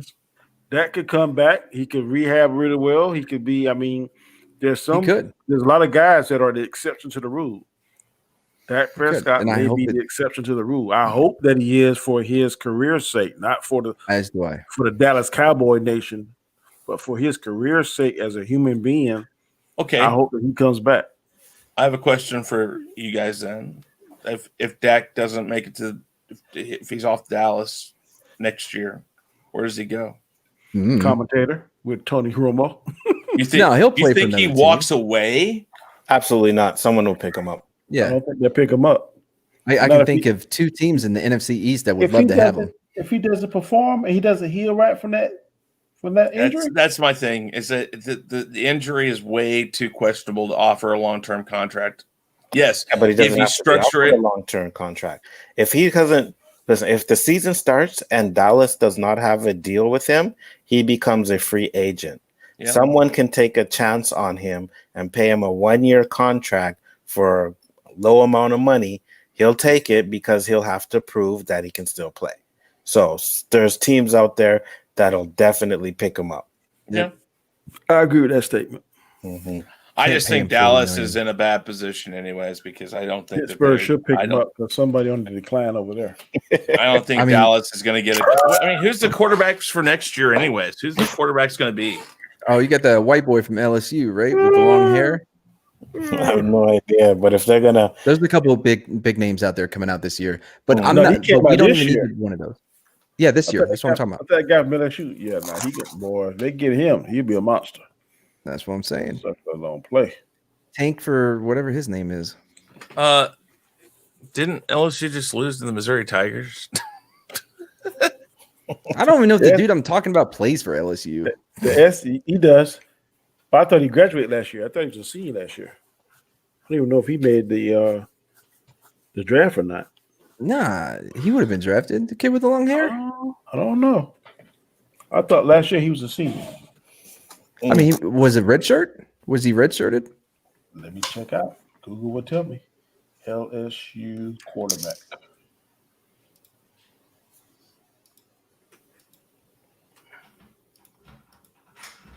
Miles Brennan. That his name?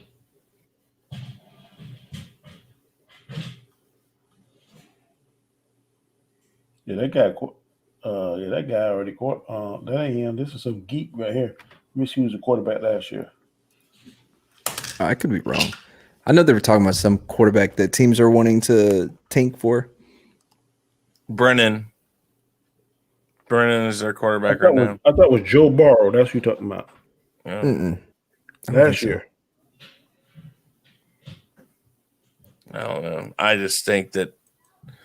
Yeah, I don't. All right, but let's get to this last question. I think we got- Trevor Lawrence is who I'm talking about from Clemson.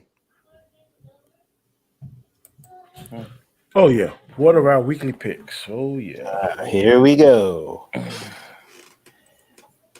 Alrighty.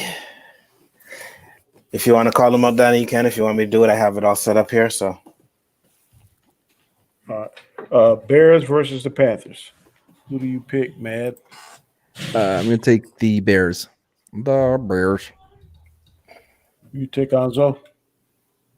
I took Carolina. That's You smart. taking Chris? Where's it playing? In Carolina. In Charlotte. Who you take? I'll take Panthers. Okay. I'm taking the Bears. Cool. Next one is Browns versus the Steelers. It's being playing in Pittsburgh. I'm taking Pitt. Don't even ask. You know who I picked. Who you taking, Chris? Pitt. I'm gonna take Okay. a chance. Yeah, go ahead, Danny. I'm gonna take a chance to go on the Browns. Ooh, okay. I forgot to tell you, are you writing them down too, Danny? I'm not. Okay. Because I was tell you who Roberto took, and Josh You took.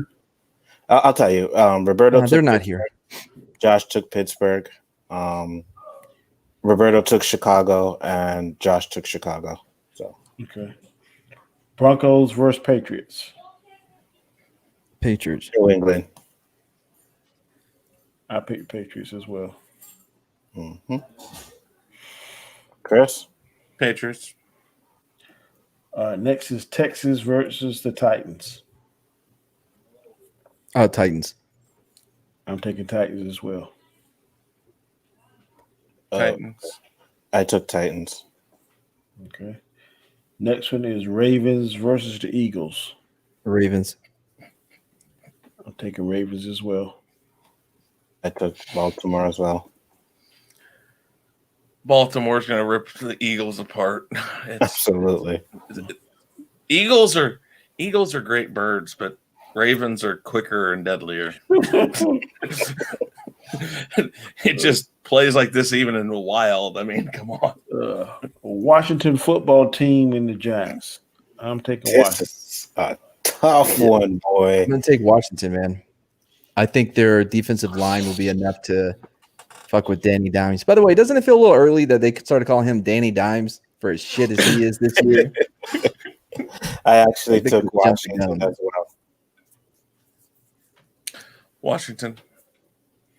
I want to take the Giants though, but Yeah, me The too. Giants have got to prove they can win before I'm going to pick them. I agree. The next one is Falcons versus the Vikings I'm at taking Minnesota. Vikings. I took Vikings as well. This is a shit sandwich too. One is 1-4, the other one is 0-5. Mm-hmm. But I'm the- going the home team. Vikings. Yeah, home team with 1 win beats on the road team of 0-5 who fired their fucking coach. I gotta Yeah. make some moves, so I'm going with the Falcons. Okay. Look, hey, I The thought about Falcons it. have bit me too many times in the past. I just I gotta try and beat Donzo. Right now we tied neck and neck. I gotta We make are some- tied. Yeah. Lions and the Jaguars. I'm gonna take Jaguars. It's another shit sandwich. Yep. Taking Jaguars. I took the Jaguars too. Man, with Stafford still though, Stafford can have a great day and everything change. I'll go Have a Lions. horrible day. I'm going with Lions too. They said that Jacksonville allowed 30 points in the last 4 straight games. So I'm going with Lions. Okay. Next one is Bengals versus the Colts. Mm, I'm gonna take the Colts. I did too. Mm-hmm. Going Colts as well. Bengals burnt me one time. Never trusting them again. Yep. Chris? hold on, let me look something up here. They're playing in Baltimore. Well, the Colts, Indianapolis right now. Yeah. They're playing in Baltimore, in 1984. Who'd you guys take? Indy. Yeah, I'm gonna go I with took it. I'm gonna go with Indy because the defense. Yeah, no. Damn, That's Danny, it. showing your age. I'm playing. Sure. What? What'd you say? What'd you say, Dallas Cowboy? I didn't hear it. How he old gets am a I in little- the Phantom Zone now, Mr. Cowboy? He gets a little mousy sometimes. It says things that's really hard to hear. Come on, he said the Baltimore Colts. I can't let that slide. Dolphins. Next one? Oh, Jets yeah. versus the Dolphins. This is another Dolphins shit. for sure. Dolphins. Again, same thing as with the Giants. I'm not picking the Jets until they show they can win a game. It's going to be Dolphins. Here come the tough one. Here come the tough one. Green Bay versus Tampa Bay. I Green want to Bay. hear who you taking first, Danny. Oh, I'm taking the bad man, Mr. Aaron Rodgers, bro. Green Bay, no doubts. Yeah, I took Green Bay as well. And Wait. They playing in Tampa Bay now. Give a shit. I know. No. I know where I was. I don't know. Green Bay for sure. yeah, I'm Aaron taking Rodgers, man, that's a bad man. Mm-hmm. Rams versus the 49ers. I took LA. Oh, okay. Ooh, I'm Man, taking are the taking without the Rams. looking, are the 49ers still without all these guys still? Garoppolo might come back, but he's the only one I heard so far. Okay, yeah. They're a then running team. LA. LA. Excellent. LA. Monday night game is Chiefs versus the Bills. Well, that's not Monday night. That's playing on Monday Monday, 4 p.m. 4 p.m. Oh, Yeah, how you knew I that. think the Monday night game is the Dallas game. Why the hell they got Yeah. it on Monday night then? Because all this crap going around. That's what they had to do to make it all work out because they had to move like 2 or 3. This is the third Bills game that's been moved, if I remember right. Yeah, because last Bills They're game playing was at Monday afternoon at 5 4. p.m. 4 our on time, 4 Monday? our time, but 5. Yeah. Yeah. It's No, an early 4. Monday game. It's like I've never seen a football game play that early on Monday night. it's Yep, just I what they know. got to do. It's how they had to fit it in. I'm gonna take the Bills. I'm taking the Chiefs. Chiefs. They're playing in Buffalo. Mm-hmm. I don't know. I'm picking Chiefs. Who you taking Tell me. also? I took the Allen. Chiefs. All right, sleep on the Bills. Go ahead. Chiefs, Danny? I'm not sleeping on the Huh? Bills. You took I'm the going Chiefs? off. Yeah. Yeah. Okay. Chiefs. I'm going off the fact that they got embarrassed last week in a way that I just don't see that happening again. And what I mean, we talked about this earlier. They're the one NFL team that really hates to lose. What's the next game? it's not about hating to lose. It's about learning from losing. Oh, God. That's funny. Last game, Cardinals versus Cowboys. Cardinals. If all teams all teams hate to lose, then why are there two New York teams that are 0-5? Personnel, staffing, ownership, sure, weather, and a team that doesn't give a shit anymore. You know, on this thing here, it always gives a stat. This is the stat that they gave for the Dallas Cardinal game. It says, Andy Dalton lost 4 straight games on Monday night. Cool. Well, he'll have this one then. Okay. I think they won, but they lost a great player. Dallas as well. Oh, yeah. I think that Dallas is a team that when they lose a great player like that next week, they're up for it. They're up. They galvanized.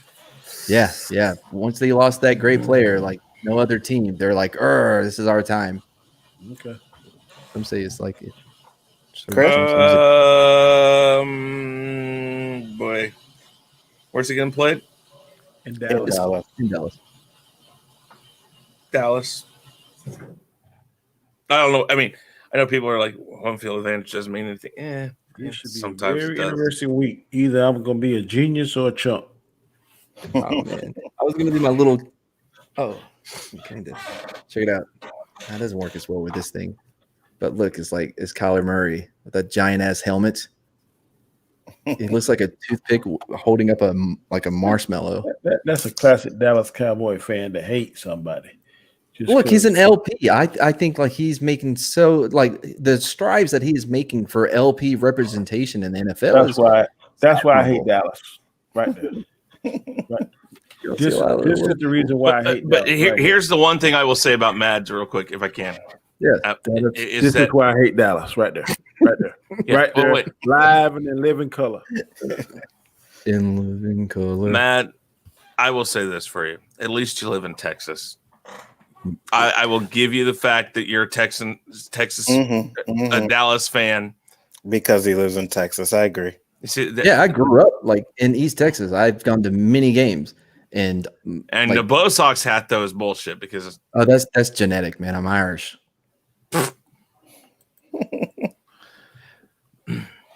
But I'm not all across the country like Steelers, Spurs. He lives in Canada. He has an excuse. Exactly. Cowboys and the Steelers, I think, got the biggest fan base. I'm telling you, here in South Carolina, oh my God, I see that black and gold everywhere. Oh yeah, America's team, like we're all over the country. All over the world, really. America's team only because people don't have a team. I mean, that's the only reason why anybody likes Dallas. I was in the store last night getting something to eat, and this guy come behind me. Is the reason why the line's so slow because of that cop up there? You better speed up. And I look around, and this second had on a Dallas mask and a Carolina Gamecock shirt. I said, the only reason why I'm not taking your ass to jail right now is because you're going that Carolina Gamecock shirt. And I get that with that Dallas Cowboy. I said, I'm sure I could get 2 or 3 warrants in my car right now. Oh my God, yeah. Danny right now is going to be, he's going to have that choice. I could or I couldn't. And if they wear Dallas right now, because of you, Mads, somebody's going to end up going to jail. Hey, listen, Danny can back me up on this. Like, if it's cold, like if it's like in the winter and it's like 20 degrees outside and you make me get out my car for some bullshit, someone's going to jail. Someone's getting arrested. Why are you doing dumb shit? It's cold as fuck out here. That's kind of true. Yeah, 100%. I mean, no, I understand that one. Yeah. Get out my car. It's kind of true. I can help you. While I'm sitting in my warm car and tell you what to do. But you're gonna say "fuck you" and I gotta get out here. Oh yeah. Oh, yeah. You should be at the house watching Netflix just like I am. 1067 all day long. 1067. Wow. Okay, people. We had a good talk as always. This Square One is one of my favorite shows that I do. Sports. I could talk about it all day long, even though somebody on the chat doesn't like the NBA. I don't know why the hell why. because it is like America. That is America's game, not baseball, basketball. Dude. Hey, which is more international, baseball or basketball? How are you saying it's America's game? And then the first thing you say is what's more international? Because you know why? Because it goes all over and we taking over. Soccer. Don't nobody care about baseball except the South American people. There's a lot of people that care about that. Yeah, it's confusing. I always get confused with that. It's the opposite direction than what you think. That's I'm gonna go with Danny. I'm gonna go with Danny. Basketball, baby. I like I like sports. If it's compelling, I enjoy it. So I like sports. I do. Because we have a sports show, I'm going to try and watch a baseball game. I'll tell you, it's going to be hard. Boy. Well, it's October, but the Red Sox are out. There's no reason for me to turn on a baseball game. I'm just saying. And there should be no reason for you to turn on a baseball game for a few years then. Yeah, I think I'm with you, Danny, to at least get in some baseball and stuff in there. Are y'all going to watch the fight tonight? I'm going to I'm gonna try and watch it. It's on ESPN, man. And as soon as it's done, I'm going to pop on the stream, dude. Y'all more than welcome to come on and tell me how much of a genius I was and how I called everything. Hey, based on what I heard from you, you actually sound like you're talking about with boxing. Mm-hmm. Other stuff I won't say so much, but boxing, especially football. I'll have to concede to your knowledge on that because I don't watch it, like I said, since Tyson and all them stuff. If this one over here is sleeping, I will come on that stream, brother, because I'm gonna watch it for sure. So let me tell you what I do. You get Benadryl, right? And you crush that shit up and you put it in her drink. He's got a point. It worked. Very true. Just be like, sweetie, I was trying to do something nice. I made you this tea. Please have it. Okay. I just gotta roll up a couple big heads and a glass of wine. There you go. Hey, do they sell ZQUIL in Canada? NyQuil. Well, it's made by NyQuil. It's without the ZQUIL is just everything without the medicine. Oh yeah, Oh, you're in really? Canada. Can you get a hold of some Rufinol? Because that Oh my God! Okay, time for you to go. was that the line? Did I find it? We are not discussing that. No, no, we are not. No. Whoa. Well, to watch the fight, not to do anything else. Before we go, we're gonna go around the panel, tell everybody where they can find you at. Go ahead and promote your show, your channel. Anything coming up new, let us know. We will start off with Mr. Mad Mardigan. What's going on with your channel, bro? Chris needs to go first because he has to go. Okay, go ahead, Chris. Keep saying go ahead and go. Real Review 3000, Twitter right here. Yeah, all sorts of things. I've heard something about some debate with some loser. That guy right there. I think that this guy right here.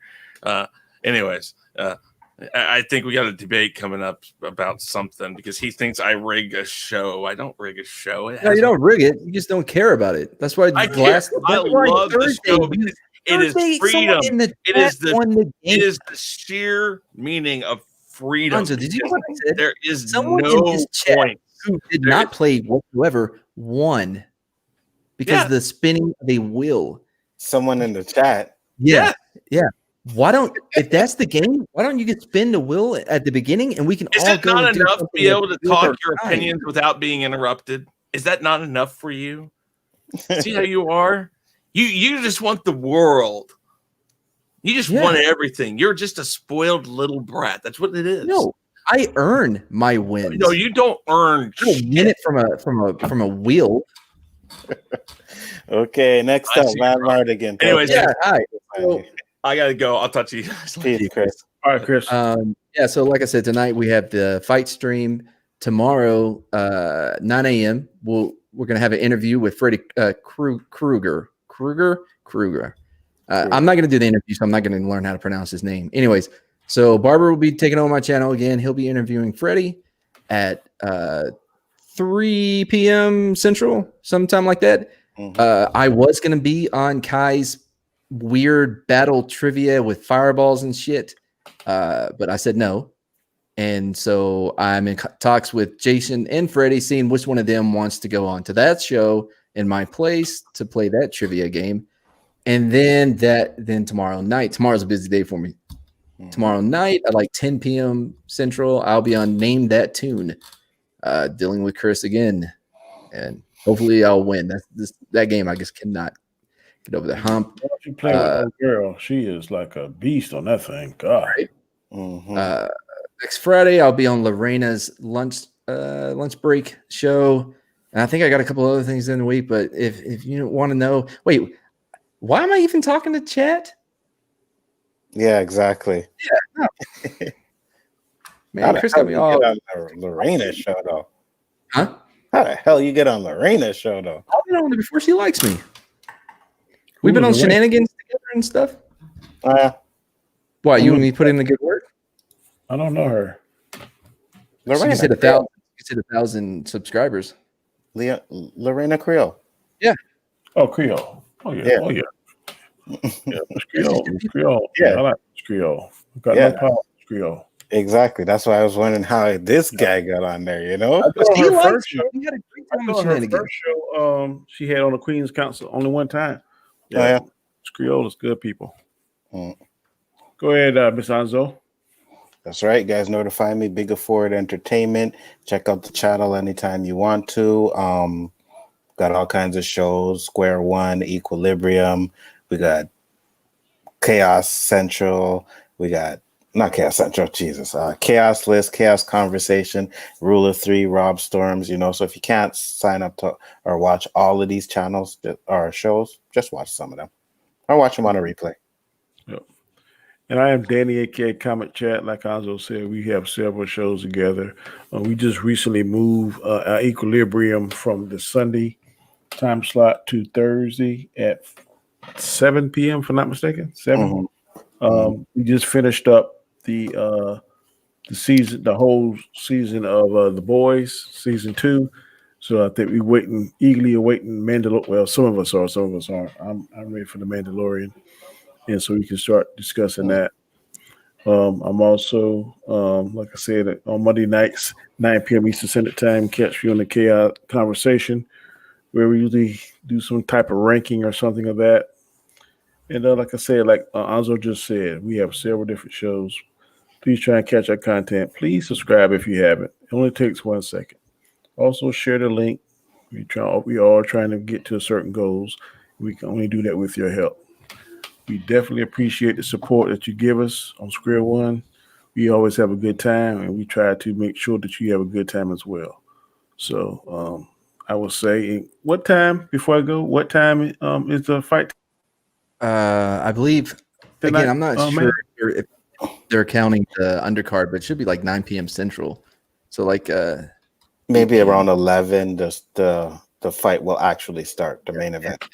Yeah, it's gonna be a late night. Yeah, you know, Bob. Send me a text, so I know. I will. If I lay down there, it might be a wrap. But if you send me a text, I'll wake up and watch it. But as always, man, y'all have a good time, good week. Be safe. We'll catch you back here next Saturday, same time, same channel. Later. We're one.